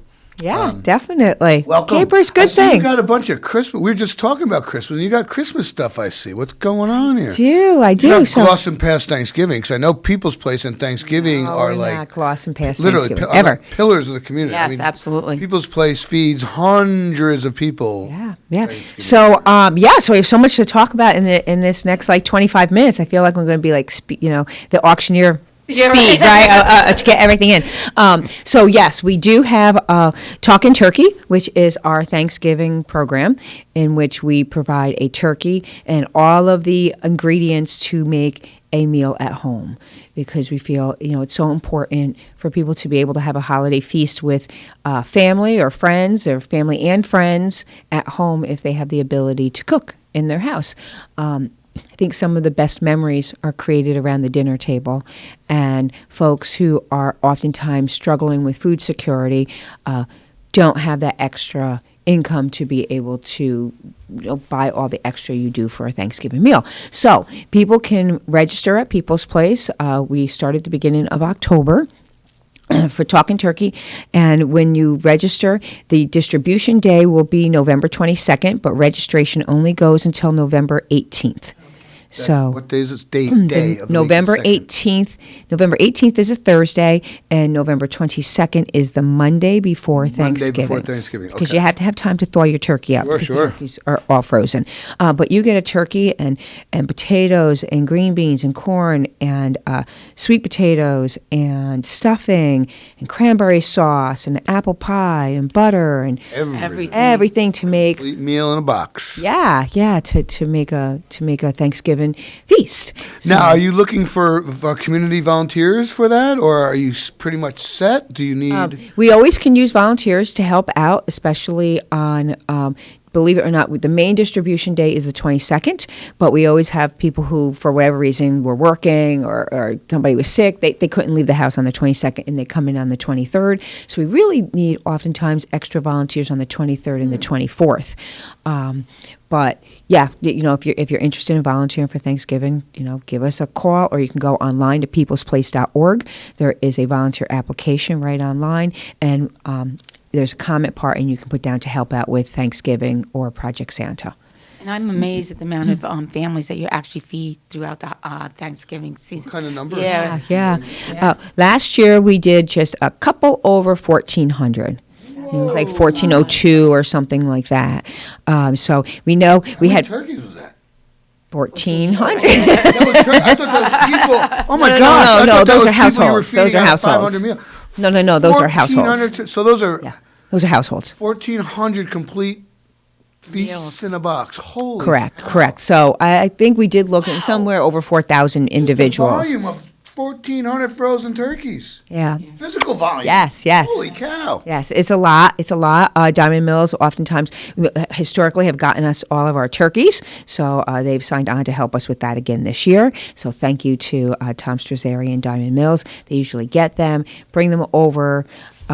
We actually have started getting some early because of everybody saying there's going to be a turkey shortage this year. I don't know. That's what they're saying. Supply chain with turkeys. I'm not really sure. I have no problem with the Thanksgiving ham. None at all. There None you at go. all. No. We're gonna, we are going getting to your make turkey. every attempt to do bird. what we say. you go. So that's registration for Talking Turkey, and then also at the same time, if you have children, you can register for Project Santa. Project Santa is our toy distribution program, and we raised the age this year to age 16. So if you have children, I still think kids, even though they're 16 and 15, think they're adults. We all know, as being an adult, that they're not an adult. Yes. So, I think that it's important, when somebody said, well, but they're older and, kids they can work for their things that they need and stuff. No, But, it's about the Christmas Day, parent being... little siblings. And you want the parent to be able to, you never want, I always feel bad, folks struggle, and your kids should not ever have to know if you are struggling, So we raised to 16, and if you're not familiar, listeners, with what Project Santa is, it's a gift distribution program. People come in, they register their children, and then they will get a date and a time to come in the week of December 13th. And they'll be given a gift package that has winter weather items, scarves, mittens, hats. Everything is brand new. They get a board game or craft. They get a main gift, which has a value of at least $25. We've been on the hunt and purchasing those Squishmallows are supposed to be extremely popular this year. It's on the hot toy list, so I was like, oh my gosh! So I have all my little elves out there buying Squishmallows. We're cornering the market on Squishmallow. Anyway, so a toy. Then they get a... books. I feel books are really important. So we've been working. I had to give her a shout out. Nora Shear is phenomenal, and she has been helping us with the books for several years, but she's been working on them since July.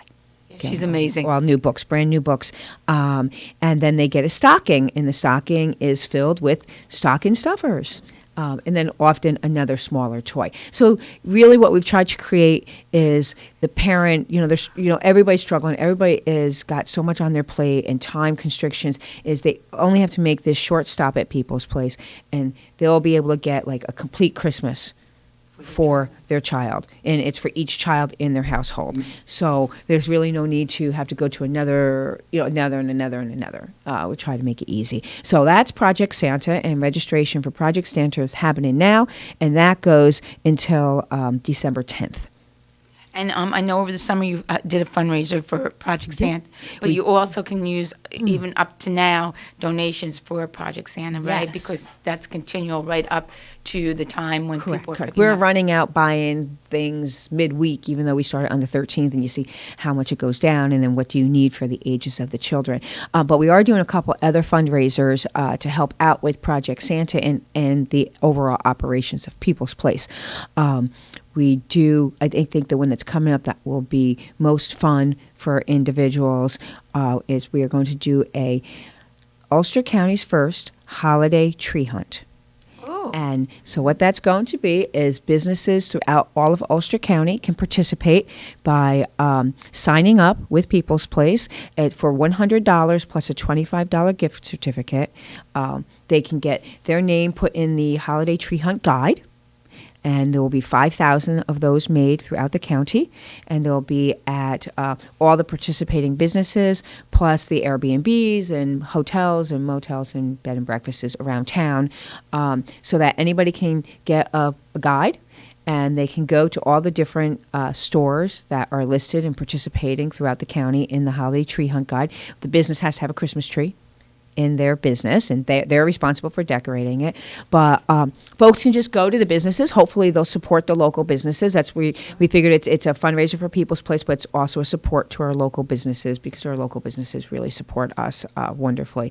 So that's a fun, free thing for the community to do. Oh, that's a So that you great get a idea. stamp, you check off the they'll get list or checked whatever. off That's cool. Each spot will get checked off, and then if you get 30 stops, you can send it back to People's Place or drop it in the Santa mailbox at Dietz Stadium Diner.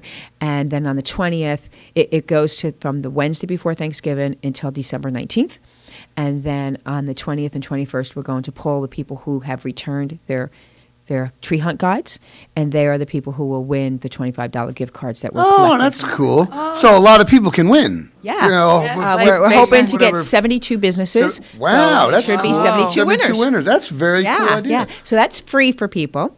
And then in addition to for our holiday festival, so we've got the Ulster County Holiday Tree Hunt. That's free to the community. The businesses are participating in that. We're also doing a Festival of Trees. And so we had 20 organizations sponsor a tree that we've decorated at People's Place. And then we will have a mingle and jingle cocktail party that people can buy a ticket to. It will be a limited number because of COVID that can purchase a ticket. So you can call People's Place at 338-4030 to get a ticket. They're $50. The cocktail party will be November 2nd. It is being sponsored by Ulster Savings Bank. And the Festival of Trees overall is being sponsored by Roundout Savings Bank. And you can come to the cocktail party and get a sneak peek at all of the trees. And the trees will go live online on the 3rd, and people will be able to bid on those trees for 2 weeks.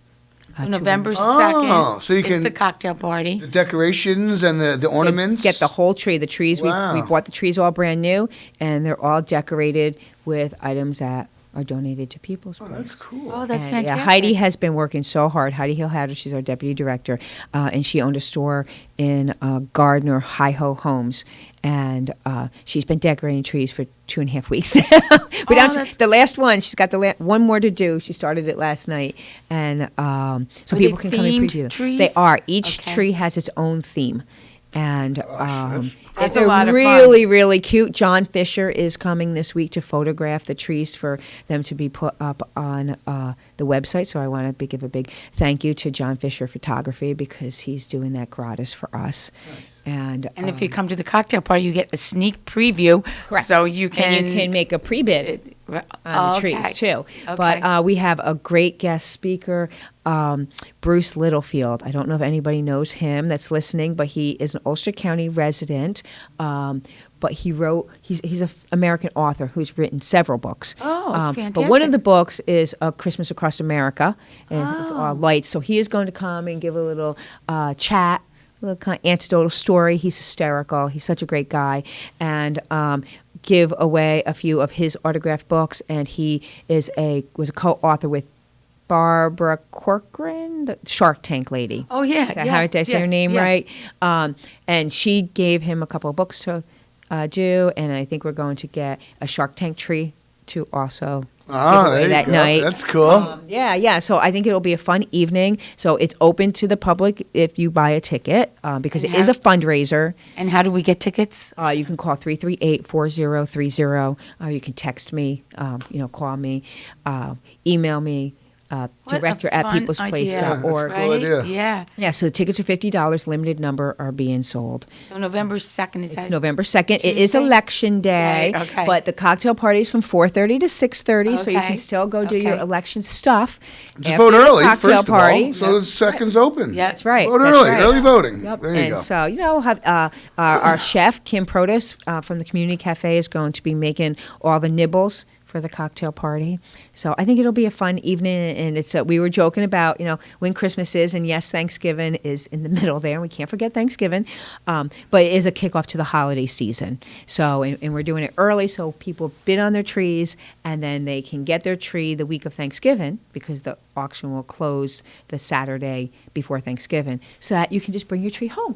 And Yes, there it is, in your perfect. office or in your business or in your house. And Shrink wrap it, put it on the roof, and everything is wired on, so Ah. they're movable. Heidi has you could shake the little trees and nothing comes off of them. I like so, fantastic. Yeah, What a yeah. great so idea. it's Take it up into the basement and put it up next year. Yeah, it's going to be fun, and it's all things we need to do to raise money for Project Santa, for Talking Turkey. It's an expensive program. We're buying, most of the turkeys we get donated, like I said, through Diamond Mills, but we buy all of the apple pies. That's 1,400 apple pies. That's a lot. The butter, the stuffing, Even if they're stuff. $2 each, that's a lot of money. And pies are $4.99. Yeah, well, the bang, wow. So because they're a full size pie baked. not. And you also had the rooftop Santa this summer too. We for did. That We effort. did. So Celebrating Santa. you're at least 3 fundraisers. Christmas in July. Yeah. Yeah. So that's. I mean, you've been thinking about this for months. So we have been working on this Wow. for months. That's a lot. For months.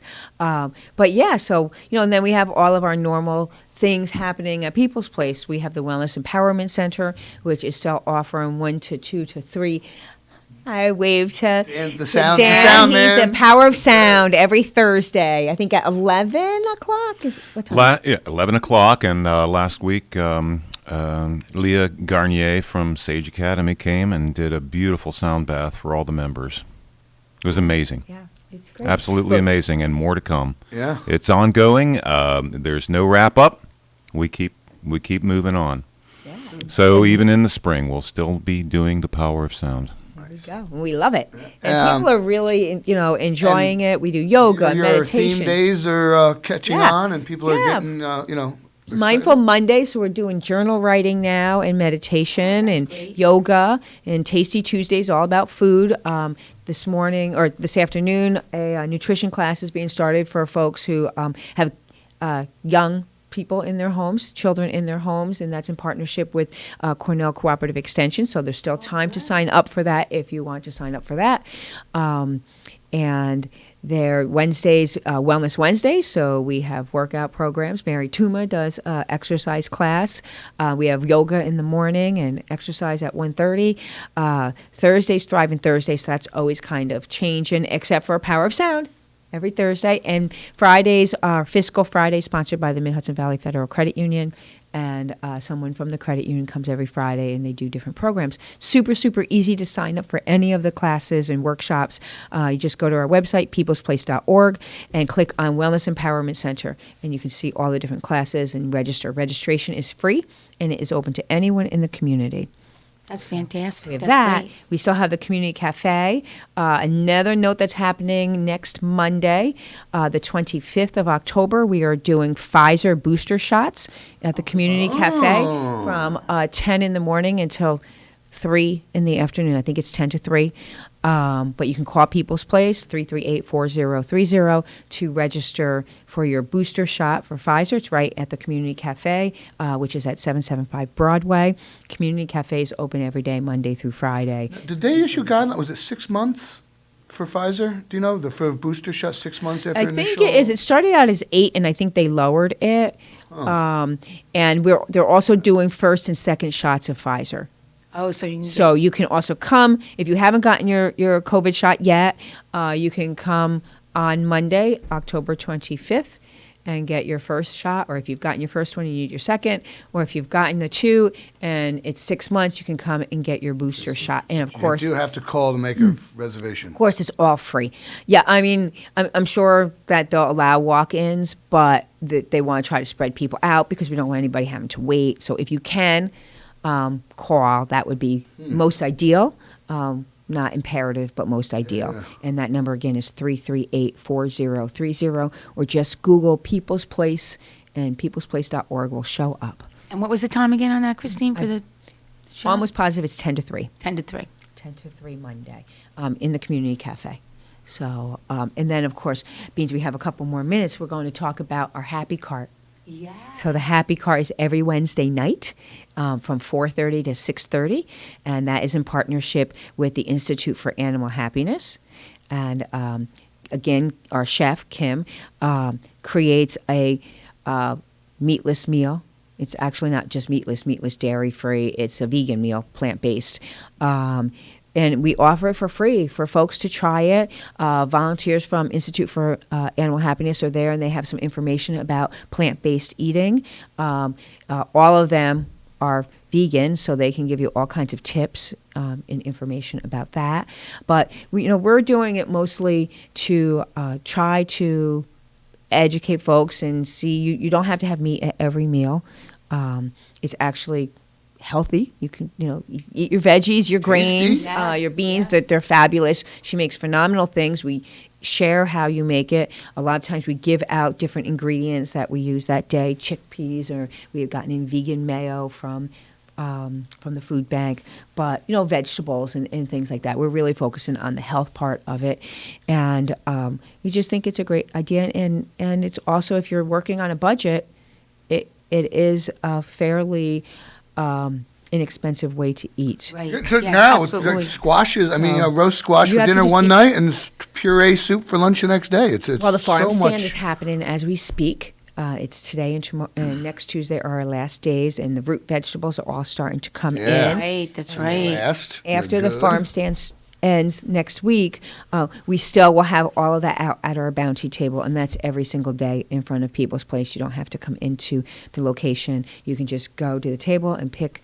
Oh, that's what nice. you like. Yep, it's out front every day. Usually we set it up around 9:30, and it's pretty picked over by 12:30. When you say out front, is that the parking lot side? Parking lot Okay. side, yes. I know, right? We have two fronts now. Yeah, and the front, that's fancy. The parking lot front is beautiful. Yeah, where the cafe is. Yeah, with the parking. cafe and the wellness center. Yes. Oh, is that where the entrance is? The wellness Yes. center? Oh, okay. You Okay. enter the wellness center. It's a door a little bit down from the cafe. It's actually over the community cafe. Oh, where the old Michael's door was? Or no? Where the gym was. There was Oh, a okay. gym Yeah, up yeah, there. yeah. There's a yeah. boxing club up there. Not only is Christine Hein one of the busiest people in the community, anytime you go by People's Place when it's open, it's one of the busiest places in the community.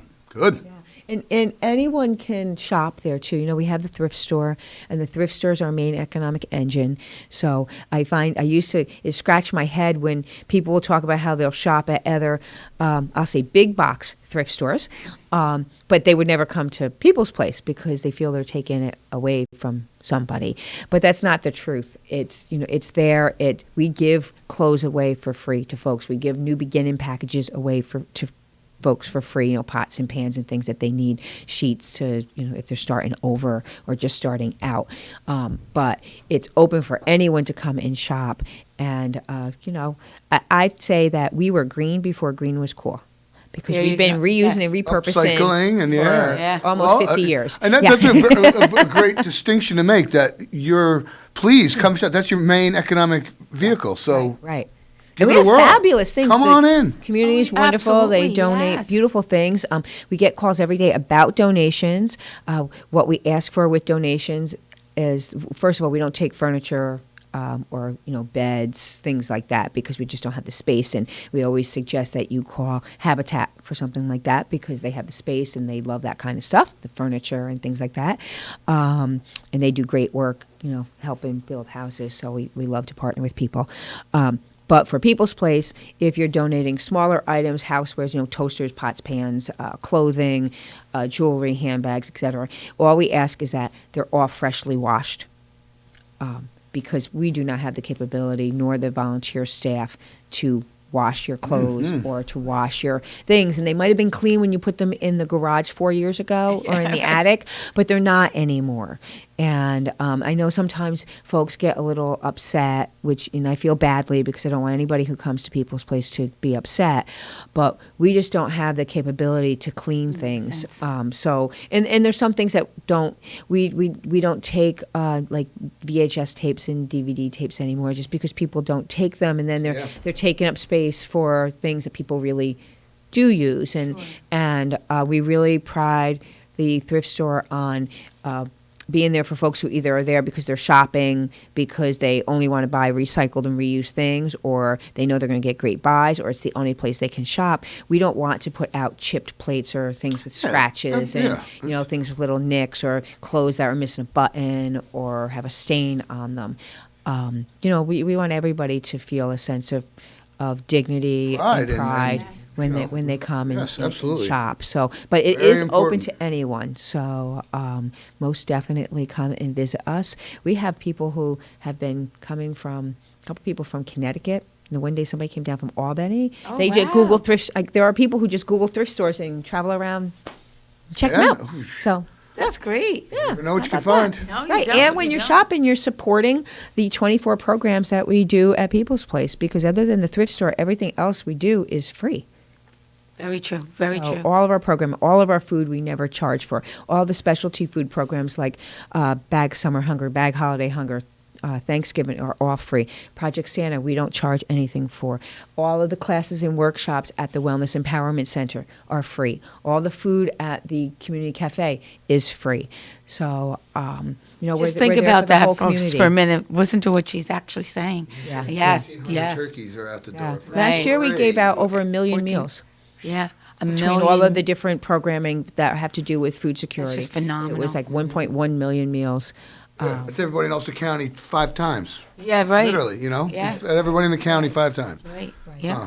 Yeah, very true. So, Christine, quickly, I know we have to go, but contact information for the fundraiser, if people want to volunteer, donate, whatever the case may be. Anything that we've talked about, soon the Festival of Trees will be up on our website. The tickets for the Mingle and Jingle cocktail party sponsored by Ulster Savings Bank will be up on the website probably in a day.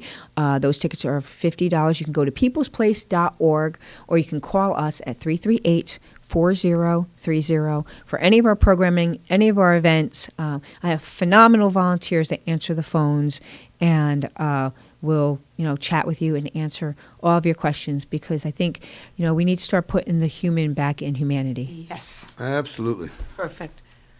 Well, that's a perfect way to end the show. I don't even want to say anything. Christine, thank you so much. We appreciate it. Yeah. Nina, it's been great. Same here, Cameron. Terrific Everybody Tuesday. have a good day. Thank you, listeners. Enjoy your Dan, why don't you Tuesday. take it away? Thank you, Nina Postupack, Cameron Rylance, and many, many thanks to Christine Hein for coming in regard to People's Place. Thank you for sharing the morning with us and participating in Kingston Community Radio, KCR, AM 920, 92.5 FM, and our live streaming on mykcr.org. Talk radio at its best, inspired discussions of, by, and for the community. And we thank all our guests today for being with us. And this last portion of Kingston Community Radio was brought to you by Rondout Savings Bank, always working for you and the community with branches in Kingston, West Hurley, and Hyde Park, and also online at rondoutbank.com. Equal housing lender, member FDIC. We invite you to join us tomorrow morning at 7 a.m., 7 to 9 a.m. for a Super Wednesday. Until tomorrow, we wish you every success in growing and developing Kingston and all our neighboring communities, and we now return you back to Magic 92.5. And there is nothing you can do.